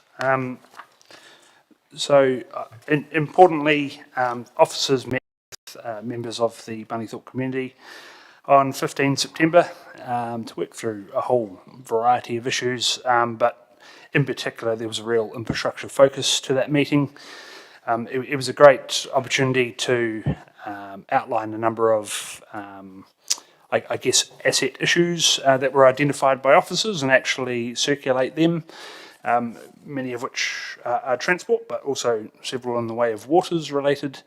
And it was also a fantastic opportunity to get feedback from those representatives of the community on other matters in related to infrastructure of what they would like to throw on the table as well, to be investigated and addressed in due course. In terms of the paper in front of you, tried to clearly articulate what issues, what elements were identified by officers, what elements were identified by the community, provide a brief statement to what they are, and provide some direction in terms of implementation and how they might be addressed. It's important to note that officers and contractors do not have the budget or capacity to be addressing all of these issues this financial year. And several of these issues need more detailed investigation. They need a little bit of planning. Whilst the items on the table here have been accepted from an officer level that they need to be looked at and addressed, yeah, in terms of things like structure of bridges and the likes, that requires some dedicated work. Hence, a number of them being suggested to be considered towards the long-term plan. Do you have anything to add, Mike? So happy to take questions at this point. Thanks, Bryce. Thanks, Mike. Just a couple of things. So there's, and Councillor Hancock will have heard this as I have at different meetings, there's a few things that are a bit more how would I say, priority for the community than other things. The roundabout has always been, ever since, even before I was on council, the roundabout was always a real issue. And I note in here you've said that it's going to be considered in the LTP, and that it needs a replacement, not just a reseal. So what's the thoughts there? Well, you're absolutely right. It's been pretty consistent feedback that roundabout is not fit for purpose. We currently don't have any budget for that, nor do we have any designs sitting on the drawer to actually address that issue. And I guess that comment was reflecting that rather than just resealing it. It actually probably goes a bit deeper than that and needs to be actually thought in a bit more detail, dug out and redone in a proper way. There are some considerations as well to things like Pinity and the Kiwi Rail Hub and the likes as well that need to be thought about, because the last thing we would want to be doing is firing off and I guess doing a like-for-like replacement if that wouldn't be suitable in the future. Was there anything, I mean, with Pinity and the Regional Freight Ring Road, even if it is moved up the priority order, and I hope for the city's sake it is, it's still going to be at least 3 years before they would get something in the, you know, to be detailed design. Do you not think there might be a stopgap measure to improve what they've currently got?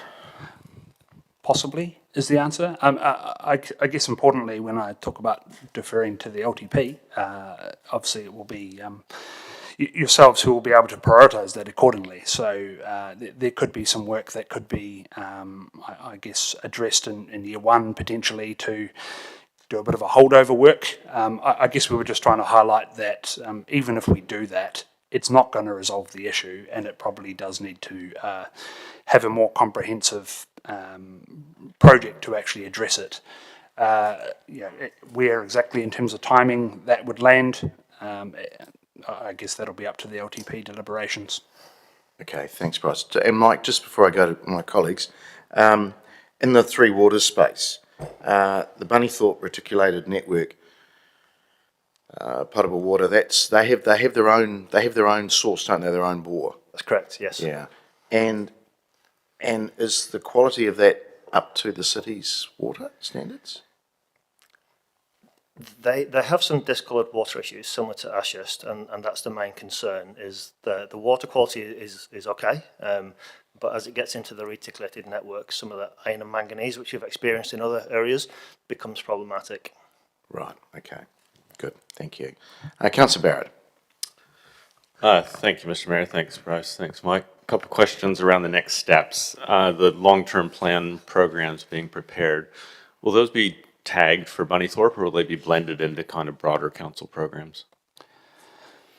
Currently a bit of both. There are some very targeted ones that will say, and do say Bunnythorpe in the title, for some of the key bits of work. Other bits of work, such as footpath improvements and the likes, currently as it sits, are sort of rolled into a greater piece of work, although we will be very transparent around where that piece of work in particular is planned in that and process.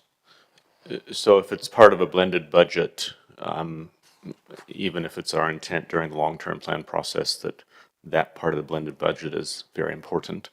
Sometimes budgets don't meet the needs of the projects. How would that prioritization be maintained through the execution of that budget if there were cost overruns? Great question. Yes, I mean, constantly we are having to reprioritise budgets accordingly to address issues. Look, I think we can take direction through that process that this would be a priority and these works would need to be a priority, and I guess plan them accordingly. If there was going to be any change to that, obviously that would be signalled in advance to elected members. I guess the alternative is you could request that all of the Bunnythorpe work be tagged out into specific programs of work, which I suppose would provide absolute transparency in terms of those pieces of work to be done. I guess, however, it would add a few more programs to the pot. Thanks, and just based on that answer to indicate that I will bring an additional recommendation to seek that tag and save that for comment. My second question's around Bunnythorpe Village Plan, which is signaled in 4.3. Just can you talk about co-creating with communities? Can you give us a bit of a unpack of what might actually happen there? I'm not sure if I'm the right person to be speaking to that. Probably David Murphy, our Chief Planning Officer, will be better placed.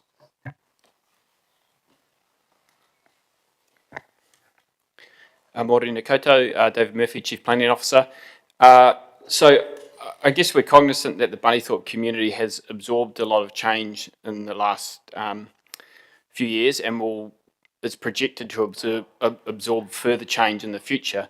and I guess reflecting on the earlier conversation about bus stops and bus terminals and the ability for communities to absorb change, I think the village planning exercise is intended to be a grassroots bottom-up exercise where we get all the agencies involved in the future of Bunnythorpe. So the council, Waka Kotahi, Kiwi Rail, Ministry of Education, there'll be others, MDC, and start with a values exercise, which is what is it that the Bunnythorpe community value about their village, what are their aspirations, and then how do we blend together those various proposals of ring roads and freight hubs and future housing and amenity upgrades and those sorts of things. So we would see it as a grassroots exercise to start with, that the community feel as though are part of an exercise. So there's been a program put up to the LTP to fund a village planning exercise. Our expectation is that there would be contributions from Waka Kotahi and Kiwi Rail to that village planning exercise, potentially other agencies as well, and that those agencies are fronting the community as one. Great, thank you. David, perhaps through you, Mayor, and perhaps back to David again, I'm just trying to understand if we've given any consideration to offering this village-based planning opportunity to other villages as well, or is it a Bunnythorpe exclusive? Certainly, that's something the council may want to consider through the LTP. Bunnythorpe, from an officer's perspective, would be the recommendation for the priority. We may be able to use it as a test bed or a trial to see how that goes and whether there's benefit to continuing that with some of the other villages. It will be a relatively resource intensive exercise.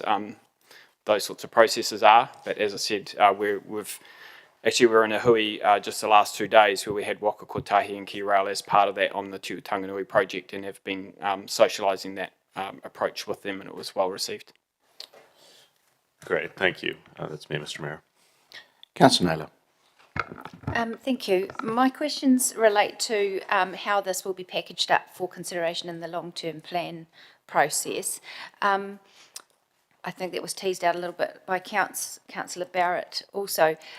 So what I'm wanting to know is if programs are tagged to Bunnythorpe in terms of the infrastructure that's identified in this paper, would we have a way of understanding where that sits in the priority of other similar infrastructure programs across the rest of the city?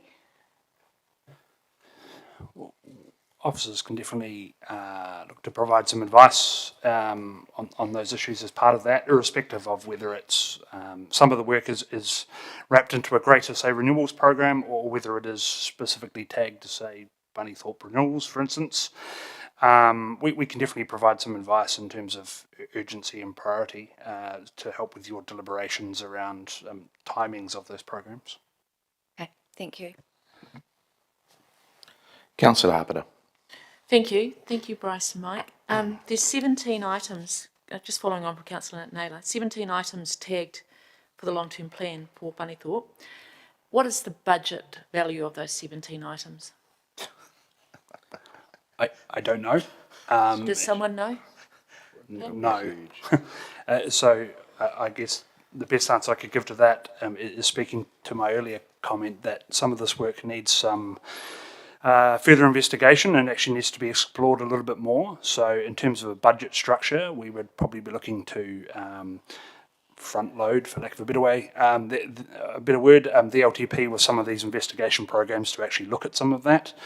And we can probably look to provide some placeholders in terms of the actual physical works program. But could I right now tell you the exact value of all of the transport programs, for instance, right now? No, I couldn't. So we're going to go into a long-term plan with these 17 items and not know what the budget value is?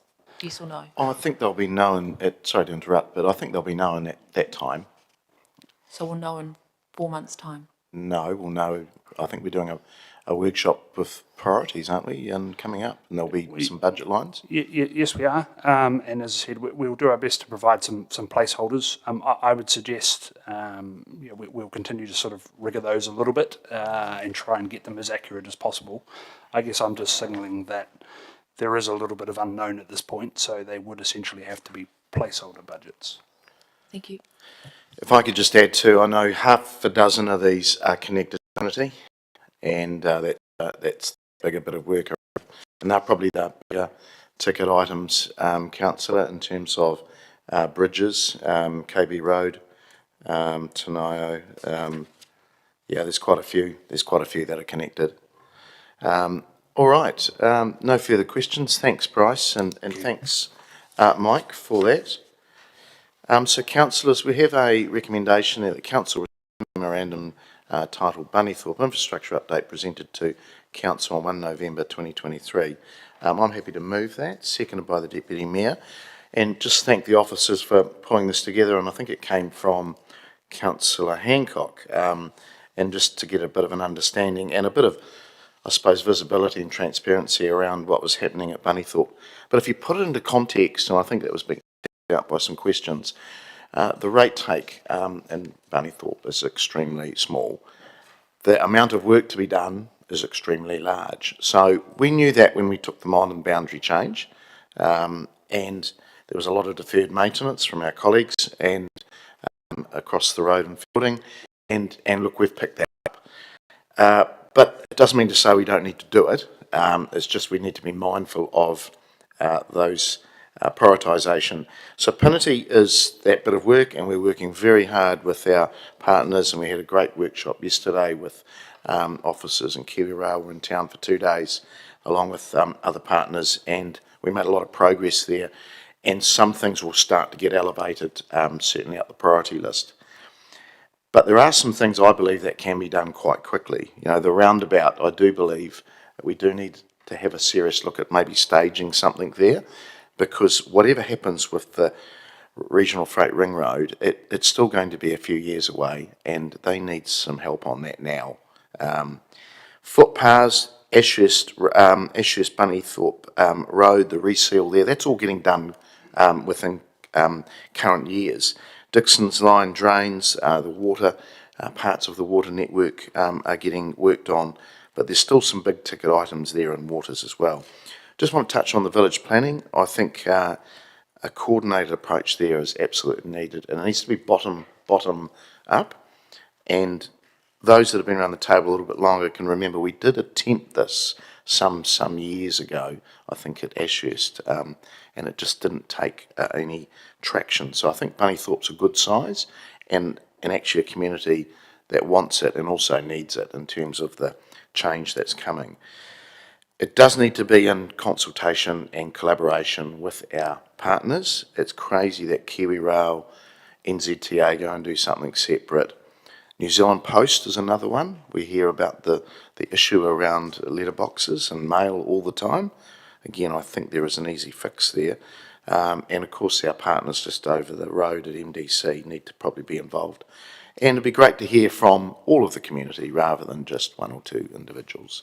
So thank you to the officers again for the work, and look forward to the next coming month where we start to prioritise some of this work. In the meantime, just keep going with the work you're doing out there. Thank you. Councillor Hancock. Thank you, Mr. Mayor. Just a few comments. Thank you, officers, for the report. I'm very pleased to see this report come to council, and because it outlines a significant list of deficits across both general and Three Waters infrastructure, and these have been identified not only by officers but also in conjunction with the community, which has been most helpful. When you actually look at the history of Bunnythorpe, and the Mayor has actually already touched on that briefly, is that these issues have been highlighted by the community at Bunnythorpe over many years through various annual budget submissions and long-term plan. So they've been a long time in the making, and of course now we have a pathway, I think, to find some resolution for that. So it's really good to see an agreed list that has been itemised in the report, and of course this will support our planning going forward and into also the long-term plan deliberations in the future. Councillor Barrett is going to, I think, put up an additional recommendation, so I won't speak to that. But I guess one of the things which we probably need to be very mindful of is that the Bunnythorpe community is actually going to be most affected by the expansion of the North East Industrial Estate, Paniti, and also the Kiwi Rail projects. And of course, I think it's very fitting that we actually have a village plan to support that community, to ensure they have a voice and they actually are able to shape what the Bunnythorpe community and village will look like going into the future in the years to come. So very, very pleased to see the report and very, very happy to see that we've actually got a very collegial approach to resolving some of these long-standing issues. Thank you, Mr. Mayor. Councillor Barrett. Thank you, Mayor. Just briefly, yeah, great report, and I was really pleased to see officers really strongly embrace the direction given and bring back quite a comprehensive list and undertake quite a comprehensive process. I do have an additional recommendation as indicated, and hopefully that can come to screen now, which is just around process to make sure that we do have things tagged as they go through the long-term plan process. We're sitting on decades of blended budgets, and they just, you know, you can stretch a dollar so far, but it's never kind of been able to stretch all the way to Bunnythorpe, and that's kind of the problem that we're up against, and we need to actually tag this money and then make decisions around it and know where that money is going to land. Because if we don't change the process, we're likely to keep getting the same outcomes, and that Bunnythorpe would be, you know, continually at risk of being underserved, and as others have said, in a time where they're under a lot of change and pressure with projects coming in. So I see it as just a simple process thing to make sure we have transparency during the decision-making process, and then should those budgets be supported, that we have assurance that Peter won't get robbed to pay Paul, or Bunnythorpe won't get robbed to pay some other part of the city when we're actually executing those projects. So I'd ask for your support. Councillor Harpenter. Thank you. Really appreciate this list. It's really good to see the transparency of the projects going forward. My concern is that our ratepayers can't afford all of this, and I think until we see the budgets that are going to be attached to it, it is hard to approve it, but happy to see this, and then would really look forward to see what the budgets are going to be attached to it. Really pleased to hear the Mayor say that we're going to look forward to having partners attached to some of these projects, like Kiwi Rail, like the others that you mentioned, because as a council we can't afford all these projects that have been put in front of us, and I think we are going to need the partners to help us fund some of these projects, because our ratepayers can't afford it all, and neither can the ratepayers of Bunnythorpe. So we are going to need the others to help us fund this if we're going to be a successful city, which we all want to be. So thank you. All right. Do you need a right of reply, gentlemen? No, I didn't think you did. Okay. Oh, sorry. Councillor Naylor, you snuck in. Yeah, thank you, Mr. Mayor. I am going to support both of these recommendations. I do have some reservations about the second one. However, it's only it's about identifying which programs are Bunnythorpe specific. I guess my reservations are that we do need to make sure that we make decisions in an objective way with a framework, an objective framework for decision making that priority is determined by the level of need and not just by whether it's tagged to a certain place, or sometimes those who shout loudest get priority. But I think it's really important that we also have an objective way to assign budgets, particularly when we I'm expecting, won't have a sufficient budget to do everything that our community wants.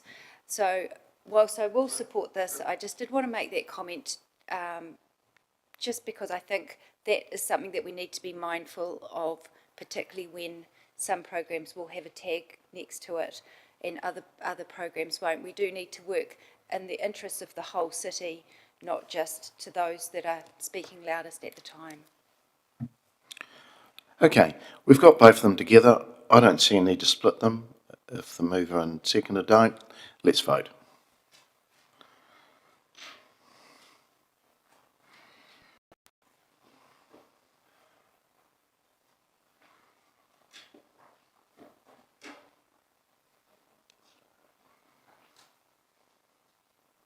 That has passed 15 votes for. Thank you. All right, we'll move through to number 11 on our papers, the road maintenance contract. Bryce, you'll be getting your steps up, coming down to see us, our acting transport manager, and that's on page 177 of your Economic Growth Committee papers. Kia ora again.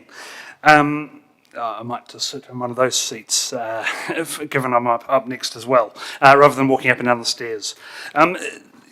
This is aware that this is the first update we've given on the road maintenance contract and progress, I guess, in that respect in some time, and wanted to try and break down the report to give you the most comprehensive view we could in terms of, I guess, the key areas of deliverability under the contract, both in terms of the operating maintenance expense and separating that away from capital, but also some of those key areas within that.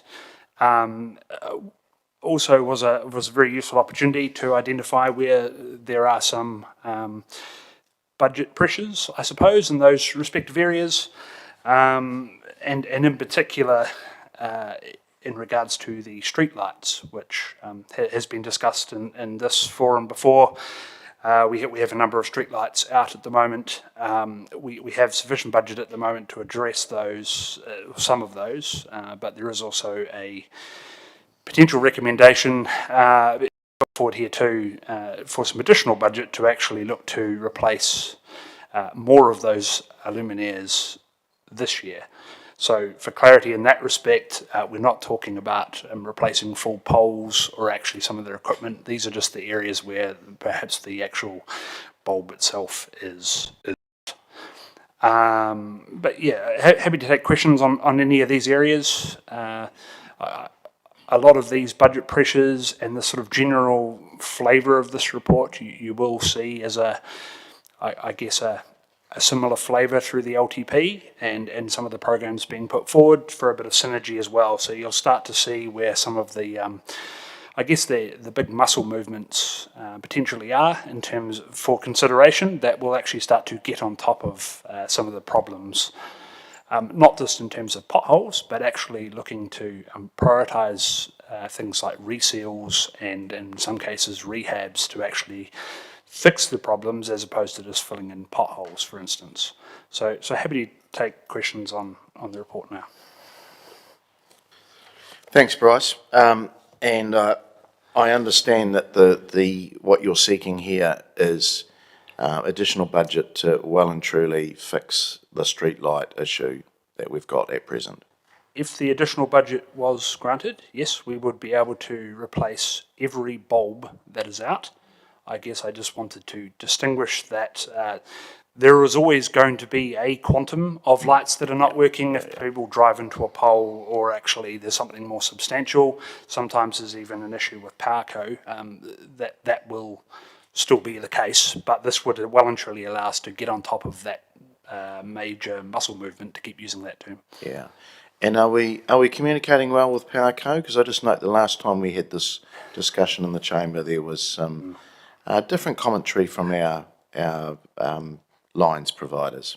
Yes, absolutely. I've also been a part of some of those conversations directly, and definitely looking to, we had a very good sit down talking about the issues, talking about responsiveness, expectations, how things could be elevated in a more prompter way, and we've definitely seen a considerable improvement in that area. Great. And just finally, before I go to my colleagues, I note that warranties, we've got no recourse from some warranties. We're not going to have this problem going forward?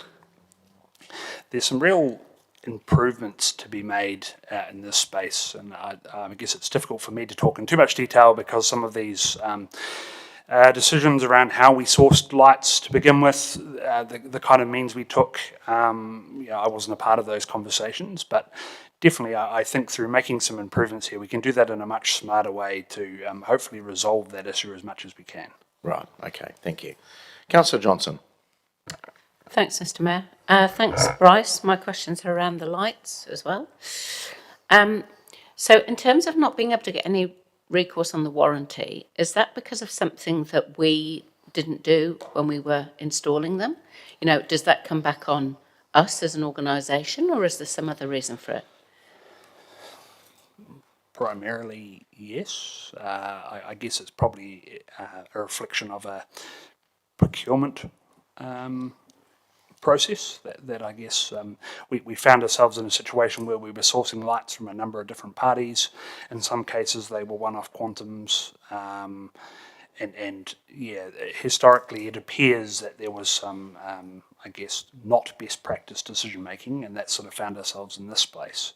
I think it, importantly though, context, a number of councils have found themselves in a very similar space, looking to do very similar bits of work, and a desire to be getting the lights and upgrading them as quickly as possible. They sourced them from all different areas, and this does appear to be a pretty consistent theme around the country that I guess all of my colleagues are looking to resolve at the same time. So would it be like, for example, if you mixed components from two different suppliers, then that would invalidate the warranty? Correct. Thank you. So in terms of going forward then, do we need to be budgeting more money for lighting replacements on a regular basis, or is this, do you anticipate this is a one-off catch-up and that our normal maintenance budgets will be sufficient? There are some areas of streetlights that will need their budgets increased. I think once we get on top of this problem in terms of the luminaires or the light bulbs themselves, our normal maintenance budgets would then be able to maintain that.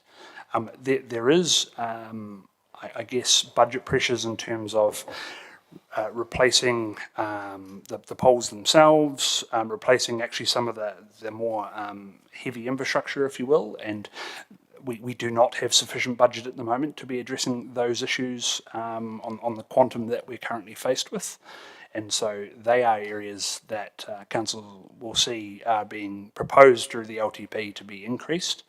But in terms of the actual bulbs, we should be able to get on top of the problem and stop that bit from happening.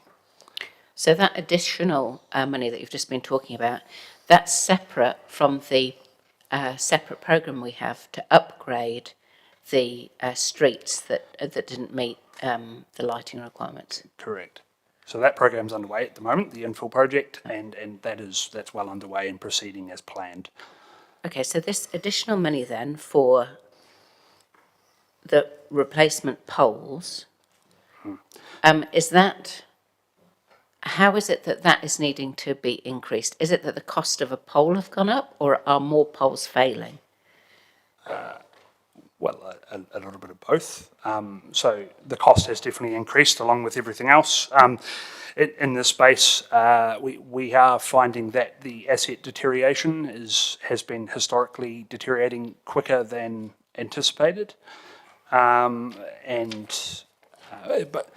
by that, to be clear, I don't mean poles are about to all get ripped out of the ground and and land down, but in terms of keeping them operational and I guess serving the purpose that they are there, that is an area that has been identified as being historically underinvested in. Okay, and if I just have one more question, sorry. So just specifically now about Pioneer Highway, it has been very noticeable in the last few months how many of the lights are not working. Is that primarily down to bulb or unit deficiency, or is there some other problem that applies to Pioneer Highway? I understand that Pioneer Highway, the majority of those problems are bulb related. I can't say definitively whether there's not some other issues there, but definitely from from a consistency point of view and actually looking to get that, actually looking to replace the bulbs and getting on top of that problem, it will then, I guess, start to paint a picture of the areas of most need in terms of renewing poles and fittings and the likes. Okay, thank you. Just on the councillor's questions, Pioneer Highway, State Highway, do we have to upgrade or maintain lights within the city network, do we? That's a state highway asset. We do have some responsibility there. Wakakatahi definitely part fund lights as well. Right. Some of them are pushed back a little bit as well in terms of being on our shared pathway land and the likes too. Okay. All right. Thank you. Councillor Hancock. Thank you, Mr. Mayor. Thanks, Mr. Rice. Sorry, I'm going to be talking about street lights as well, because I just really am trying to get my head around it, really. So we've got 400 street lights that are not working. What's the total number of street lights that we have in the city?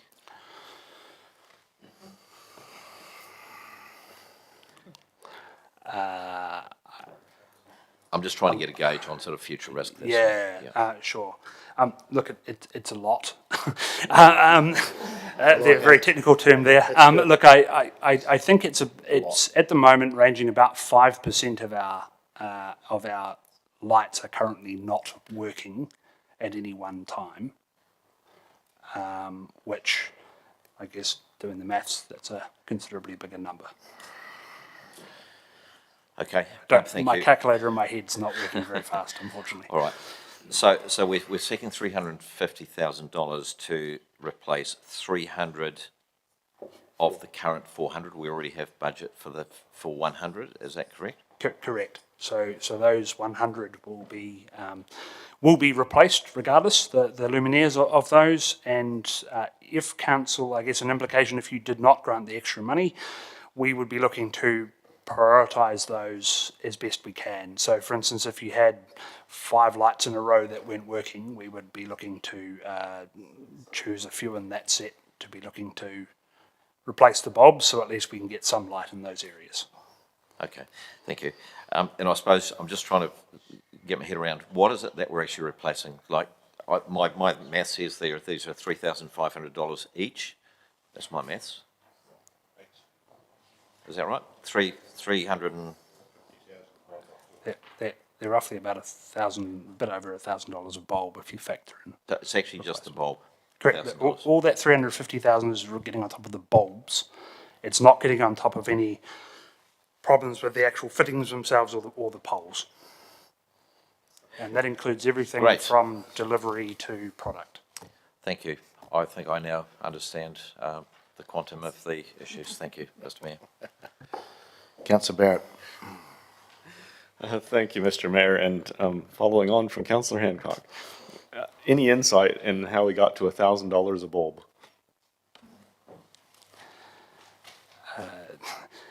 No, other than that's the prices we're currently able to source them for, and then when you factor in actual project delivery of it as well, delivering them through our road maintenance contract, that's roughly the amount that it costs per bulb.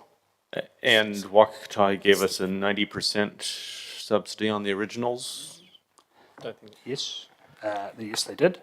And is the replacement and maintenance kind of programs folded into their funding assistance rate co-fund, or is it now totally on us? Just ask infrastructure chief officer to speak to that. Yeah, look, sorry, just to clarify, I think it is the full fitting.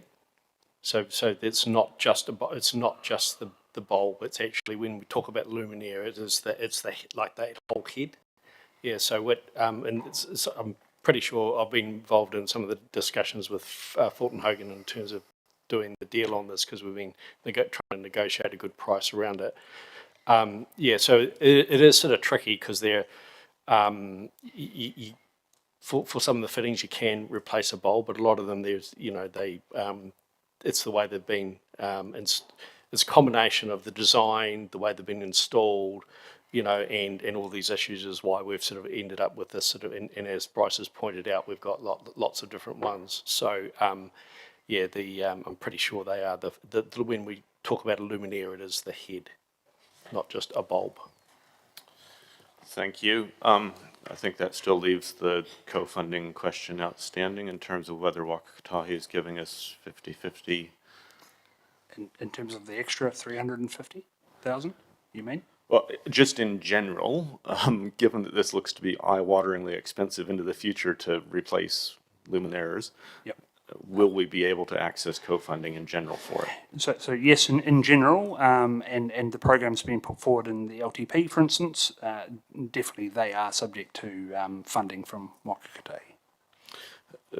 Thank you. So if we were to take the decision to defer this and tell the LTP the actual local cost of that would have? Correct. Okay, thanks. Just wanted to clarify that. Finally, I think it's just to understand, was there an intent to leave out a recommendation to receive the report, or like there's nothing in there around that? It was just the financial matter around the... Good point. That might be an error on my behalf. Apologies. We can add that in, councillor. Thanks. And sorry, one further one has come to mind. Forest Hill Road signaled as one of the 30 rather long list of roads. Seems like we over the last, I don't know, since 2016 at least when I came here, have put about $500,000 into that road already. I'm just trying to understand what happened and why are we needing to revisit it so soon. Yeah, apologies. I'm not sure if I'm going to be able to answer that here. I would probably have to take that offline, and happy to give you an update on the history and how this new piece of work fits into that historically. Thanks. That'd be appreciated and helpful, Mr. Mayor. Oh, that's me. Oh, sorry, councillor Naylor. Oh. And I just dropped followed on somebody out. nicely. I'm sorry, councillor Barn. Oh, we're back. Thank you. Thank you, Mr. Mayor. Thank you, Bryce. I think my question follows on from where Councillor Barrett was quite nicely, talking about pavement reseals and not lights. So that's good. So in that 3.8, you talked about applying a new layer of material to existing road surface. So I'm assuming this just means like-for-like replacement. It is. So it's actually renewing it, doing a proper resurface, which extends the life of a pavement by, say, 5-7 years, for instance. Whereas if you're just filling a pothole, that's very much a temporary fix. Okay. That was my assumption. So my question is, kind of like the Forest Hill Road question, is how in the process do we take into account requests for upgrades or dealing with particular problems with that road? Noting on that list we have a number of roads which have previously been rural, and I'd now question that category, so no curb and channel, for example. When would we bring into consideration not a like-for-like upgrade, rather than just doing this? Yeah, so those are typically distinct programs. So if you think of something like James Line upgrade we've just done, that was a very distinct program to address a very distinct issue. Setters Line we're currently doing at the moment, which is exactly that, is we're lifting the standard of it. So that stuff is done in isolation. It's not delivered as part of the road maintenance contract. And we essentially undertake a different procurement method to actually go to the market for that kind of work. Okay, so when a community gets the letter, and I received a letter, thank you, to say that their road is on the list for reseal, that is effectively telling them that their road is not going to get an upgrade that they might have been advocating for in a different way. Not right now. Essentially, we have identified those areas as the assets failing, I suppose, and so we're looking to apply that reseal and increase their life. Any future upgrades that would need to be done to those roads would be considered separately, as I said, for a separate program. So were there roads that would have appeared on that very long list that aren't on the list because they're appearing in a different program? Potentially, so that when we determine each year of what roads we're going to be resealing, that is definitely a consideration.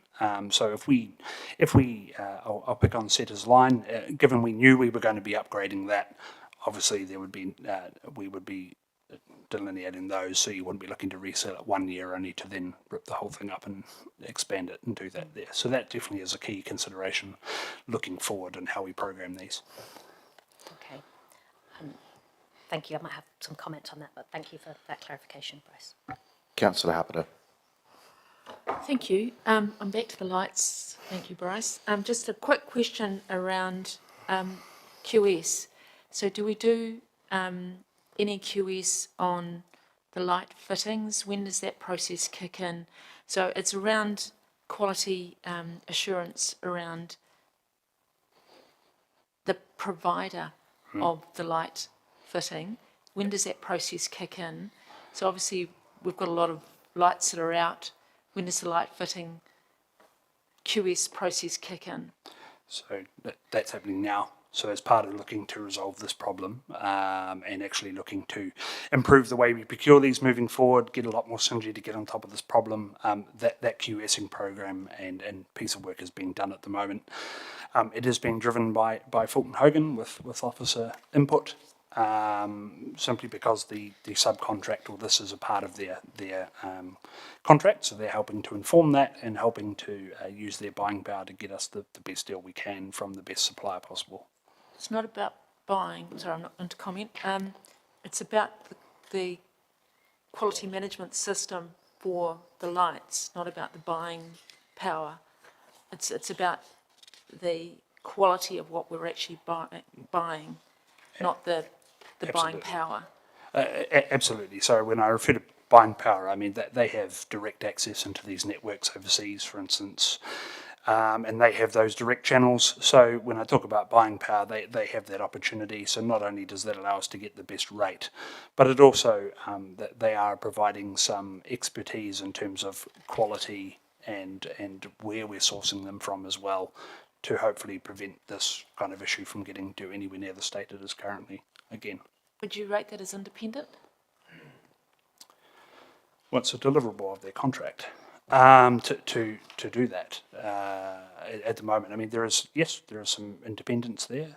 They're providing advice. Obviously, officers don't have to take that advice. We could opt to go for a different supplier. Okay. Thank you. Thanks, Mr. Mayor. Yeah. What, just Councillor Arnott. Thank you, Mr. Mayor. Thanks, Bryce. Just quickly, are all our bulbs the same lumens around the city, all the same power, producing the same amount of light? Majority, although there is the program going on at the moment to do infill and look to make some improvements. A lot of the issues have come from the different source areas and coming from different spaces. I mean, in theory, the bulbs should all have the same, that we're sourcing should all have the same luminaires, yes. Do you know what that is? Not off the top of my head. Okay. I could confirm that. At one stage, we had a bit of a problem with, I think, Powerco, connections to the pole. I believe there's water getting in or something from memory. Does that have any connection with blowing bulbs, do you think, or? I don't believe so. Okay. And is there any problems with connections still in the city? I think it was water getting in. Yeah. Water getting into the poles, for instance, that but by nature is causing corrosion, for instance. So when I talk about replacing the poles themselves, some of that work in the future is definitely being driven by some of that kind of work. If a pole ever gets pierced or broken, for instance, that's letting in weather conditions and things like that. Okay, thank you. Councillor Wood. Thank you, Mr. Mayor. Just a question spurred on by the Chief Infrastructure Officer's comments. So I appreciate that we're replacing the whole unit, and your reasoning is that it's too difficult to replace the bulb itself. I was just wondering if our consideration for procurement of these next 400 as we go ahead replacing the network, will we be looking at units where the bulb can be replaced rather than the full unit needs to be replaced, or is it standard practice that you replace the full head unit every time? A good question. Just to clarify, the reason why the full, and when I say the unit, the bit that's sitting on right on the very top, not the whole pole, there's basically often things like water's got in or they've failed through that way, and it is corroded inside, or it's it's got wet and it basically melted or something like that. So the reason they're being replaced is because the whole unit is faulty. The bulbs themselves don't need replacing very often, is, you know, being an LED, but of course they can be just replaced. But the reason we've got here is we've got a systemic issue with them. That means that they need replaced. I mean, it is very unfortunate that we got into a situation that we're not really in a position to make warranty claims. But it is a bit of a mess, basically, you know, in terms of lots of ad hoc procurement, you know, different people installing them, and it just gets very messy. One of the issues that we've done, in just looking at the current program we've got with Fulton Hogan to spend the $100,000 to do them, I was very specific with the team. I wanted one throat to choke, right? So we basically, this is why we could have actually procured the units separately and then procured someone to install them, and, you know, potentially even saved a little bit of money. But by doing it this way, you've got the same company who's procured the units, who has the relationship with the supplier, who's also installing them. So if one fails, I don't care. It's your problem, not mine. There's no argument about, oh, it's the unit, it's the install, you know, and this is what problem that you've got in the past. So when Bryce was referring to being more clever about procurement, part of it is actually trying to do that and then negotiating a warranty installer who has a 10-year warranty with themselves, the supplier. So, you know, I think we're getting I can't remember exactly, but sort of a much longer term than we would normally get in terms of just an overall warranty. If it fails, just go replace it, not my problem. That makes very good sense. Thank you for that clarification. So just then, I guess, for an understanding as a new councillor, the units that we're replacing, when you say the ones we're purchasing will have a 10-year warranty, I assume the ones we're replacing have been there for less than 10 years. Do we know, are they ones that have been there for a year or 5 or 8 or 2 or a whole mix? Sorry, I don't know. No, Okay. but I know there's been, you know, because there's lots of bits of money that came through at times to be able to, you know, from various things to be able to be more efficient and what have you. So it has been a little bit piecemeal, which in a way you look at it and say, fantastic, we took the opportunity at the time, but we do have this sort of hodgepodge and it's time to consolidate. Yeah. All right. Thank you very much. Thank you, Mr. Mayor. I can provide a little bit of clarity on that. It is definitely less than 10 years. It's probably over the last 2 LTP periods. Councillor Naylor. Thanks. I'm on bulbs as well. And just following on from Councillor Barrett's question around the Waka Kotahi co-funding of 50%. So the options in that second recommendation, if we went for the second one, the first one has got a dollar amount of 350,000. If the second option, would that only require 175 of council? Oh, well, no, perhaps I'll ask a different question that might be, yeah, because it will still be a $350,000 budget, but that would be offset by 175 from Waka Kotahi, would it? Correct. So if we went for the first option, did it in this financial year, is there any opportunity to attract any co-funding from Waka Kotahi? And if so, how much? There is an opportunity we're exploring with Waka Kotahi to use some funds that perhaps we haven't spent in previous years because they essentially approve a program in 3-year blocks. So we are exploring an opportunity to be able to use some of that funding. As of right now, we do not have confirmation that Waka Kotahi would allow that to happen, but I can tell you that we are having those conversations. And when would we know that? How soon? Well, those conversations are ongoing at the moment, so look, I would be hoping to get some certainty on that ASAP.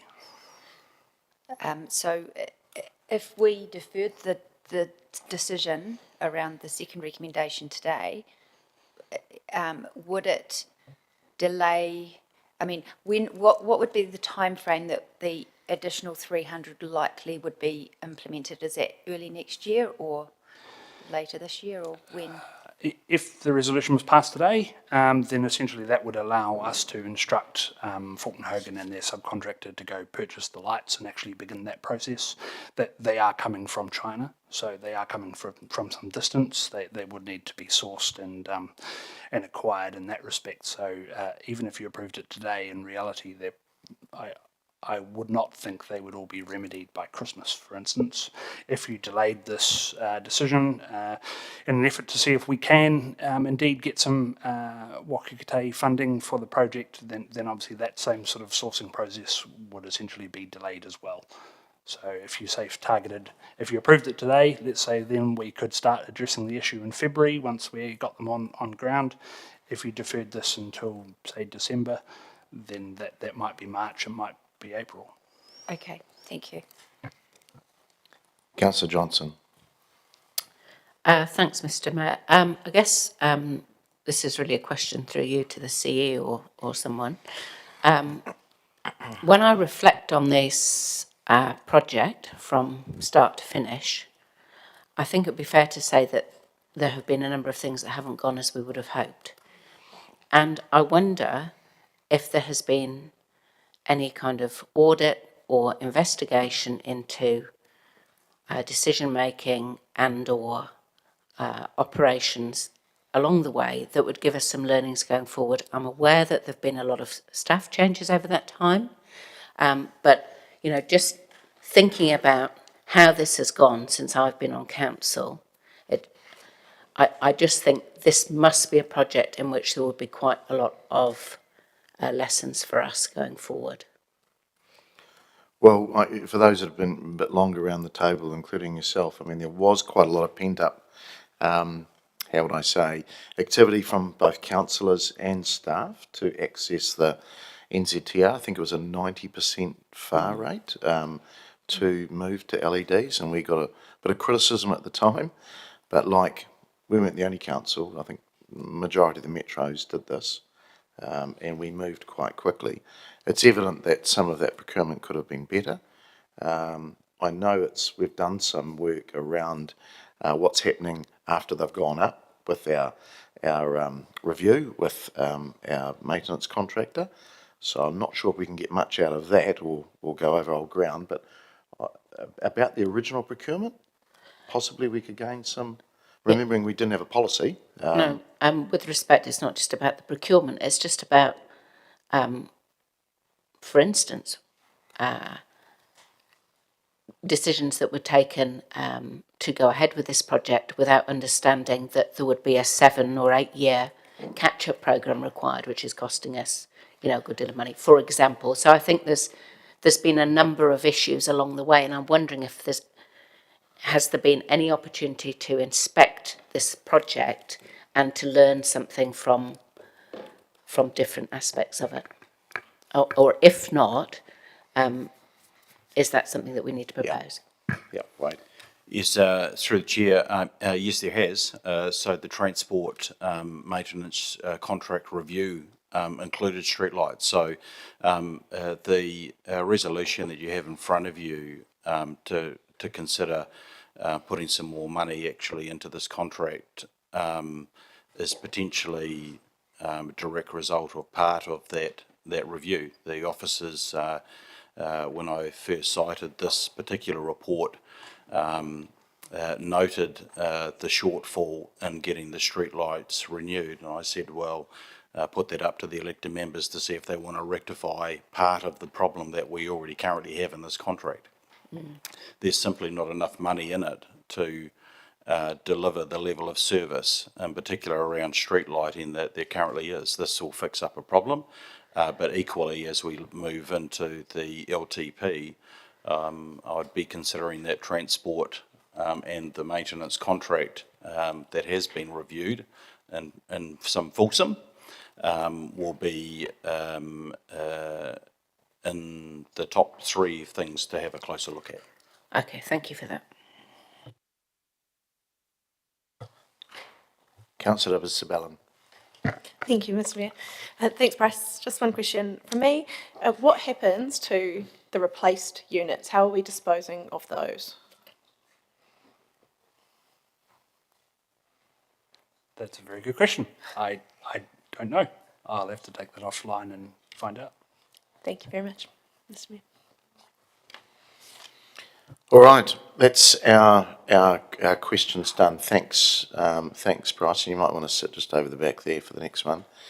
So we've got some recommendations that Council received the memorandum titled Road Maintenance Contract 6-month Update, presented 1 November 2023, and number 2, that we get rid of either and increase the budget in the Capital Renewal Program 74 citywide streetlight renewals by 350,000 to enable the outstanding 300 luminary replacements to be addressed in 23-24. I'm happy to move that, seconded by the Deputy Mayor.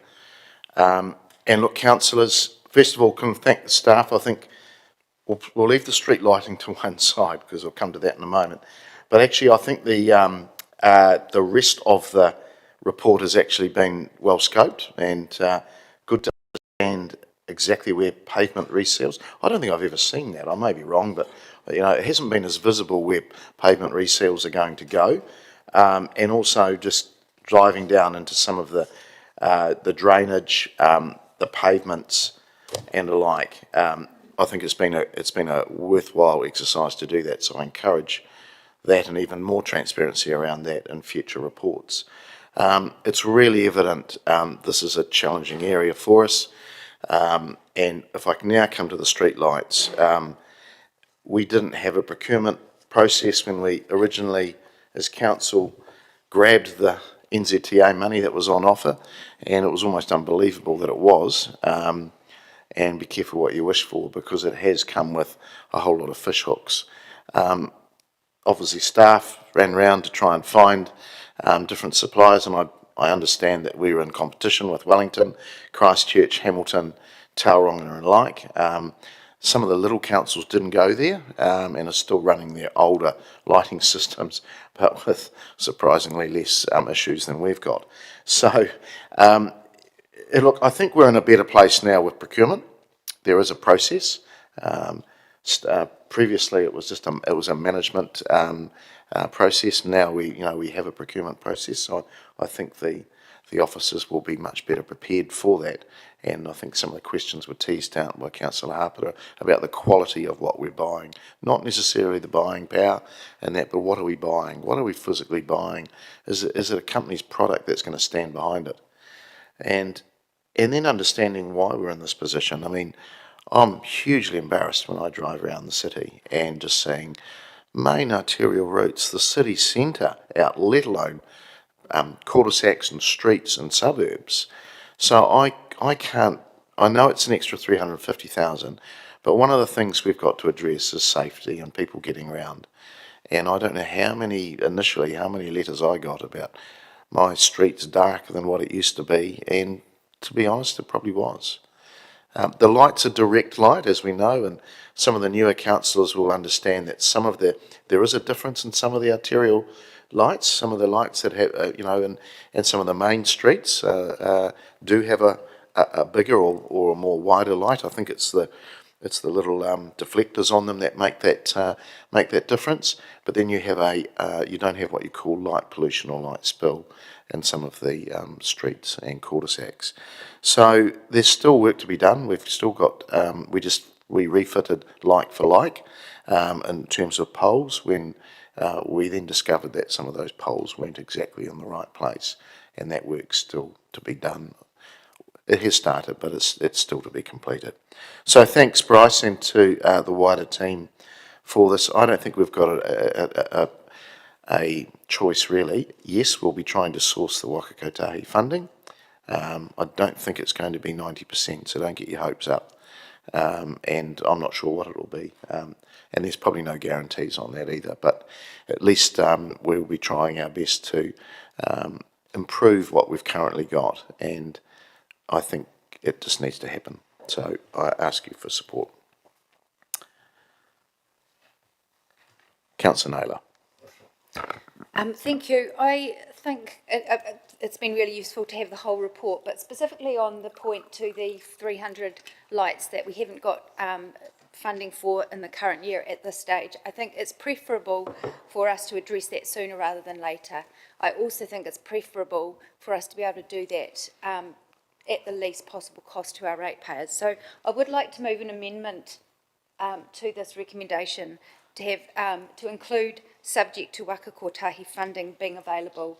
My reason for that is I think as the officer, those discussions are happening and they should hear back ASAP fairly soon. I don't think it's that we necessarily need to defer the decision till after that happens, but if we make that additional funding, make this decision subject to that additional funding, we can do that in a much more cost-effective way to our ratepayers. I think having the other option where it's more, there's more certainty to, you know, I don't think it's preferable to wait. If we did defer it till the next annual budget, there is obviously more certainty about that co-funding. I think this would give us the best chance to proceed in a way that's a bit more cost effective. So I think that amendment has been seconded by Councillor Wood. So I'd encourage you to support that just for in terms of this being a potentially more cost effective way forward. So, Councillor, I'll just speak to the amendment. So could I just ask you a question? If we get no co-funding, what happens then?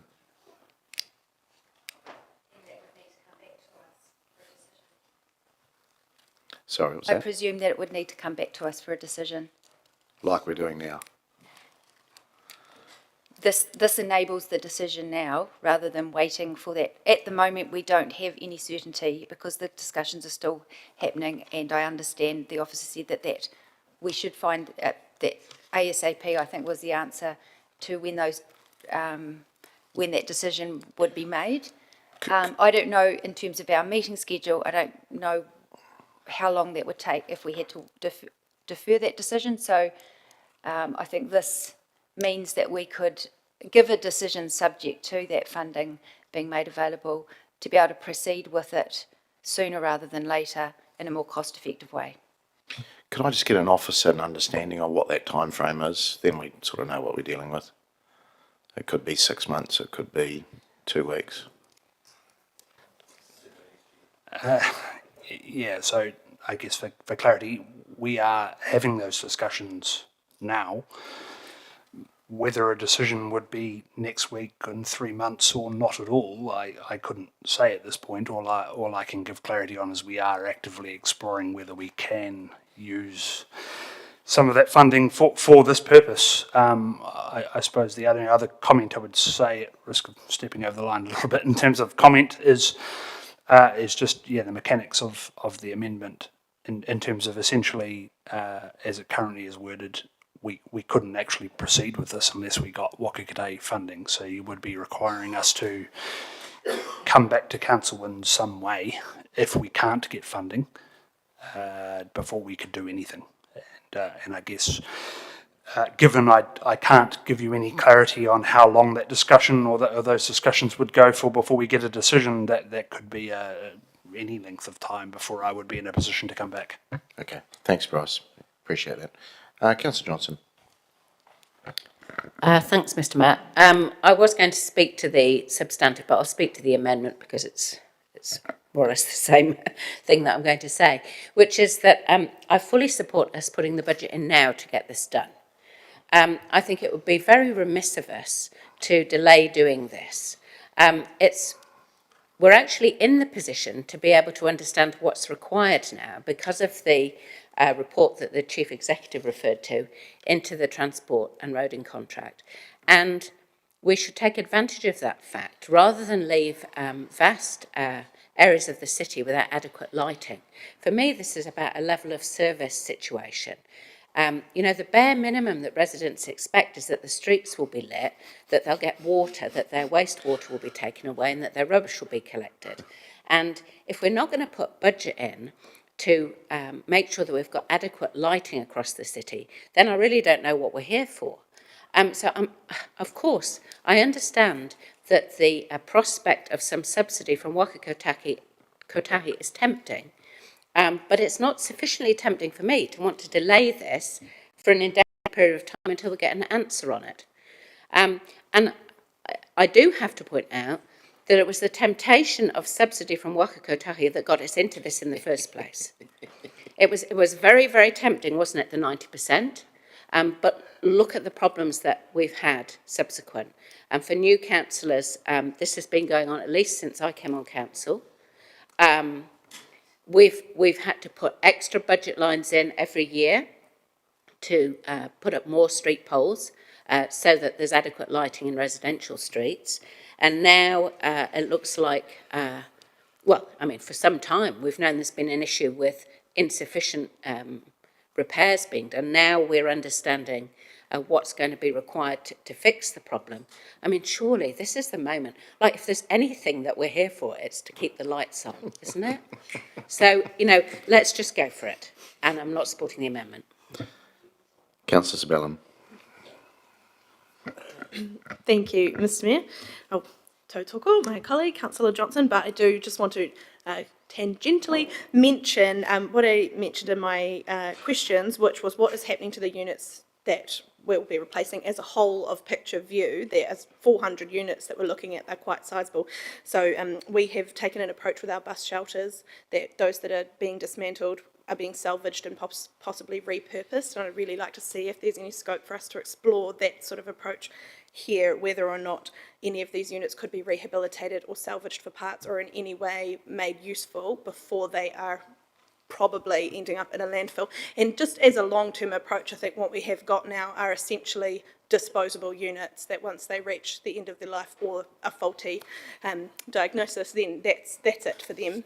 And that's our entire approach for the lights for our city, which, as we heard from our officers, is a lot. So that's potentially a really big waste issue in the long term that we might not be picking up in this conversation, but I think is worth just keeping on the books and keeping tags on that, because we could be creating a much bigger problem in that space while we're talking about safety in this space. But I will be very much, I think, aligned with what you were saying, Councillor Johnson, and I think timeliness is important. People are walking around in the streets in the dark now. Got to act now. Total. Thank you. Councillor Wood. Thank you, Mr Mayor. Could I seek that we change the amendment slightly to put a timeline on it? Be available by January 2024. Supported by the mover as well. Thank you. There's a continuum here, councillors, we're dealing with. So if we go with option one, which is that we approve the budget here today, we will most likely potentially spend the full 350,000 and access no subsidy. What our officers have said is if we wait till the long-term plan, we'll quite likely access Waka Kotahi subsidy. Now, I do not have an appetite to wait to the long-term plan to do this work, which would somewhat guarantee or make far more likely that we would get the subsidy.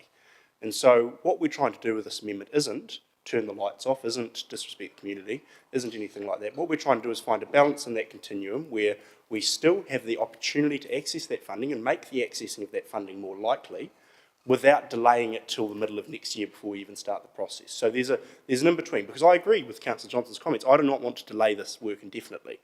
That certainly wasn't the spirit or the intention of this. This spurred from comments from the officer that potentially we would have a decision by December, which would be only a 2-month delay, and potentially asked to access $175,000, which, for the sake of waiting 2 months, I'm very comfortable. I'm not comfortable waiting 8 or 10 or 12 months before we make that decision. So this is finding that balance in the middle where we give it a couple of months to see if we can access that money rather than making a decision here today and potentially undercutting ourselves, because they've said, well, you've made the decision to fund it full stop. Why would we then claw back that money? Just to put into context, I agree we are here to keep the lights on. We're also here to responsibly spend ratepayers' money and that trust that's been entrusted into us by the community. And so I think to most people, if you said, would you consider waiting 2 months for potentially halving the cost of this project, people would say, yep, that's fair enough. Would you say, do you want to wait 12 months? No. So this is a balance in the middle here is what we're trying to achieve. Nobody's advocating that we don't do it. Nobody's advocating that we leave people in the dark. But all we're saying is, to the average ratepayer, could you get it half price? Should you wait a month or two for that? Yes. I think that's quite a simple and quite a practical proposal. To be very clear with council, this come back to us in December or January or February, and the answer from officers is no, we can't access any funding, then I'll vote that we fund it fully, full stop, just to be exceptionally clear. And if this fails, I will vote that we fund it fully, full stop. But my preference would be that we don't potentially risk losing the opportunity to gain 50% funding for it for the sake of a month or two. It just seems ill-advised to not at least give ourselves the space for that funding opportunity. And so, given that, on the safety concern, I appreciate that a month or two can be a risk, but the advantage is we're going into summer where the days are longer rather than winter where the days are shorter. So of any time to wait a month or two, we're in the best position to do it now. Not ideal. I'm not advocating this as an ideal solution, but I would rather that we gave ourselves the leeway and the leg room for that opportunity rather than cutting it off today and potentially risking significantly reducing the cost of this program, because for the money that we save in this program, we can spend it on greater infill of lights, we can spend it on other projects that would go further. So this is about responsibly curating our ratepayer dollar and trying to get it to go further, not about leaving people in the dark. And I would hope that my colleagues would support making our ratepayer dollar go further at the cost of a month or two of this program. Thank you. Deputy Mayor. Tēnā tātou. Thank you, Bryce and the team, for this report. It's really pretty interesting, isn't it? I mean, having heard some people, I mean, we all know it's not ideal that we haven't got lights in significant areas, well, areas within Palmerston North in our city. We have people who currently do not enjoy the same services, fundamental services, that other people have, that I've been enjoying for a long time. And it's not just now, as it happened now. They've been waiting months and months and months. And if I had children, I'd be saying, well, we're going to have to drive you from A to B because I'm not prepared to let you go out there because it's as dark as anything. So, and I'm also not, I don't have an appetite to wait. And I agree with Councillor Johnson that, you know, this is something that everyone in our city expects to get. It's basic. It's like Maslow's hierarchy of needs. It's fundamental. It's right down there before you can get up to the actual self-actualisation. So, you know, I think we've been remiss as to not be on top of this. And I support Councillor Zebulon by my concern that we don't have a blanket policy over looking at things we take down and possibly recycling or repurposing or getting rid of appropriately in an environmentally friendly way. So, you know, I really think we've got to move on it now. I think waiting would just be denying these people who have already been denied for some time now. It's saying, well, actually, you don't matter that much. I'll be honest, that's what I think. I think we've been mucking around with this, and I think that we need to get onto this straight away so everyone can access the same fundamental services. Kia ora koutou. I'll add my 5 cents worth. Look, I think there's a bit of, I'm not sure all councillors actually understand how the FAR rate's applied and how NZTA do this work. There is a science to it, and they'll have some boxes around safety and that they tick. So us proceeding, I don't believe, hinders us from accessing this funding. So to think that there might be, we move, they won't move, it doesn't sort of work like that. Yes, the money is finite and people have to make some judgment calls, but this is a safety call. So I would hope that there is some level of funding if the officers have given us all the indications they have. Look, there may not be either, but I'm like the Deputy Mayor and others. I mean, if this is not a couple of months we'll be waiting, this will come back to us in February. We'll possibly then have to procure after that. So we're talking at least 6 months at earliest that we'll be getting this back on track if this amendment succeeds. So look, I think we all want the co-funding, and I just don't think that this is going to actually make that go faster. It'll happen if it happens, and if it doesn't, it doesn't. So you either want this to happen, or you're going to wait at least 6 months for it to come online. Thank you, Councillor Hancock. Yeah, thank you, Mr. Mayor. I've just got a question, really. It's just around if the Wakote funding was made available through councillors' efforts, would that then be used to actually offset the $350,000 that we're putting forward? Yes. And the answer is yes, thank you. I'll just quickly make a very brief comment. I won't support this, and the reason for this is quite simple, is that there is actually a question that's sitting on the Safety Advisory Board's books at the moment, which we're looking into, and that is whether or not there's actually a correlation between an uptick in crime and the decrease in lighting. So we're actually actively looking at that at the moment. Thank you, Mr. Mayor. Councillor Meehan. Thank you, Mr. Mayor. Could I possibly just ask a question? If we approve today the funding, how soon will the 300 bulbs be replaced? No pressure. I'll go to Wade.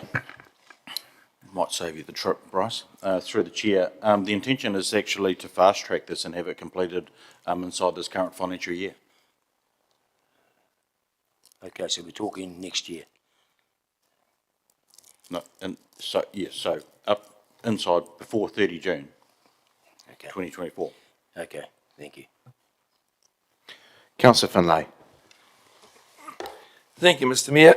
I was out on the street quite late at night about 4 months ago with a group of people who were making fun of the fact that lights were out in the CBD, and they had been out for several months. So I rang up the council and I did the Snapchat thing, and I sent it in, and it's still out. Now that was, well, in the middle of winter I was out there doing that, and it's still out. Now we're talking about maybe procrastinating and then slowing it down and just wait a little bit longer. We're in a city that we think is a modern city, and we've got how many? 400 light bulbs out, and we want to wait a little bit longer. Well, I'm sorry. It's not going to take a few weeks to change these lights. It's going to take us 6 months, as we have just heard. I would love to get the money from Waitaki, Waitaki, whatever it is. But I'm not going to hold the thing back just in case we do or don't. Let's approve it today and get on with the job, because people actually want the lights on. We don't want the lights off. They're there to actually glow, not just sit there and look pretty. So let's get on with the work, for Pete's sake. Okay, back to you, Councillor Naylor, for any right to reply. Okay. All right. Okay, we'll vote on the amendment only first, please.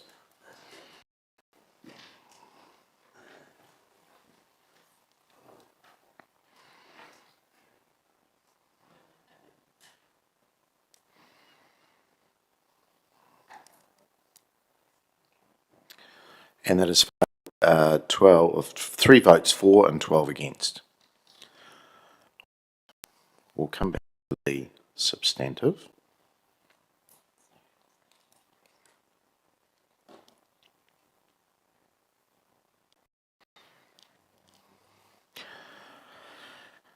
Okay, so we've got the substantive there. I'm not going to speak to it anymore.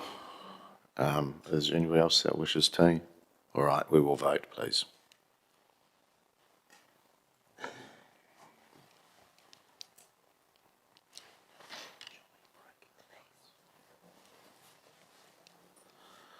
And that has passed 15 votes for and none against. They're on. Right. Okay, we're going to break now. I think it's timely. You can go and have a look at the lights outside. Councillor Finlay, I think they're on. We'll be back in the chamber at 1:20. Thank you. Enjoy your lunch. Yeah. So here's a good joke for you. How many councillors does it take to change a light bulb? 15.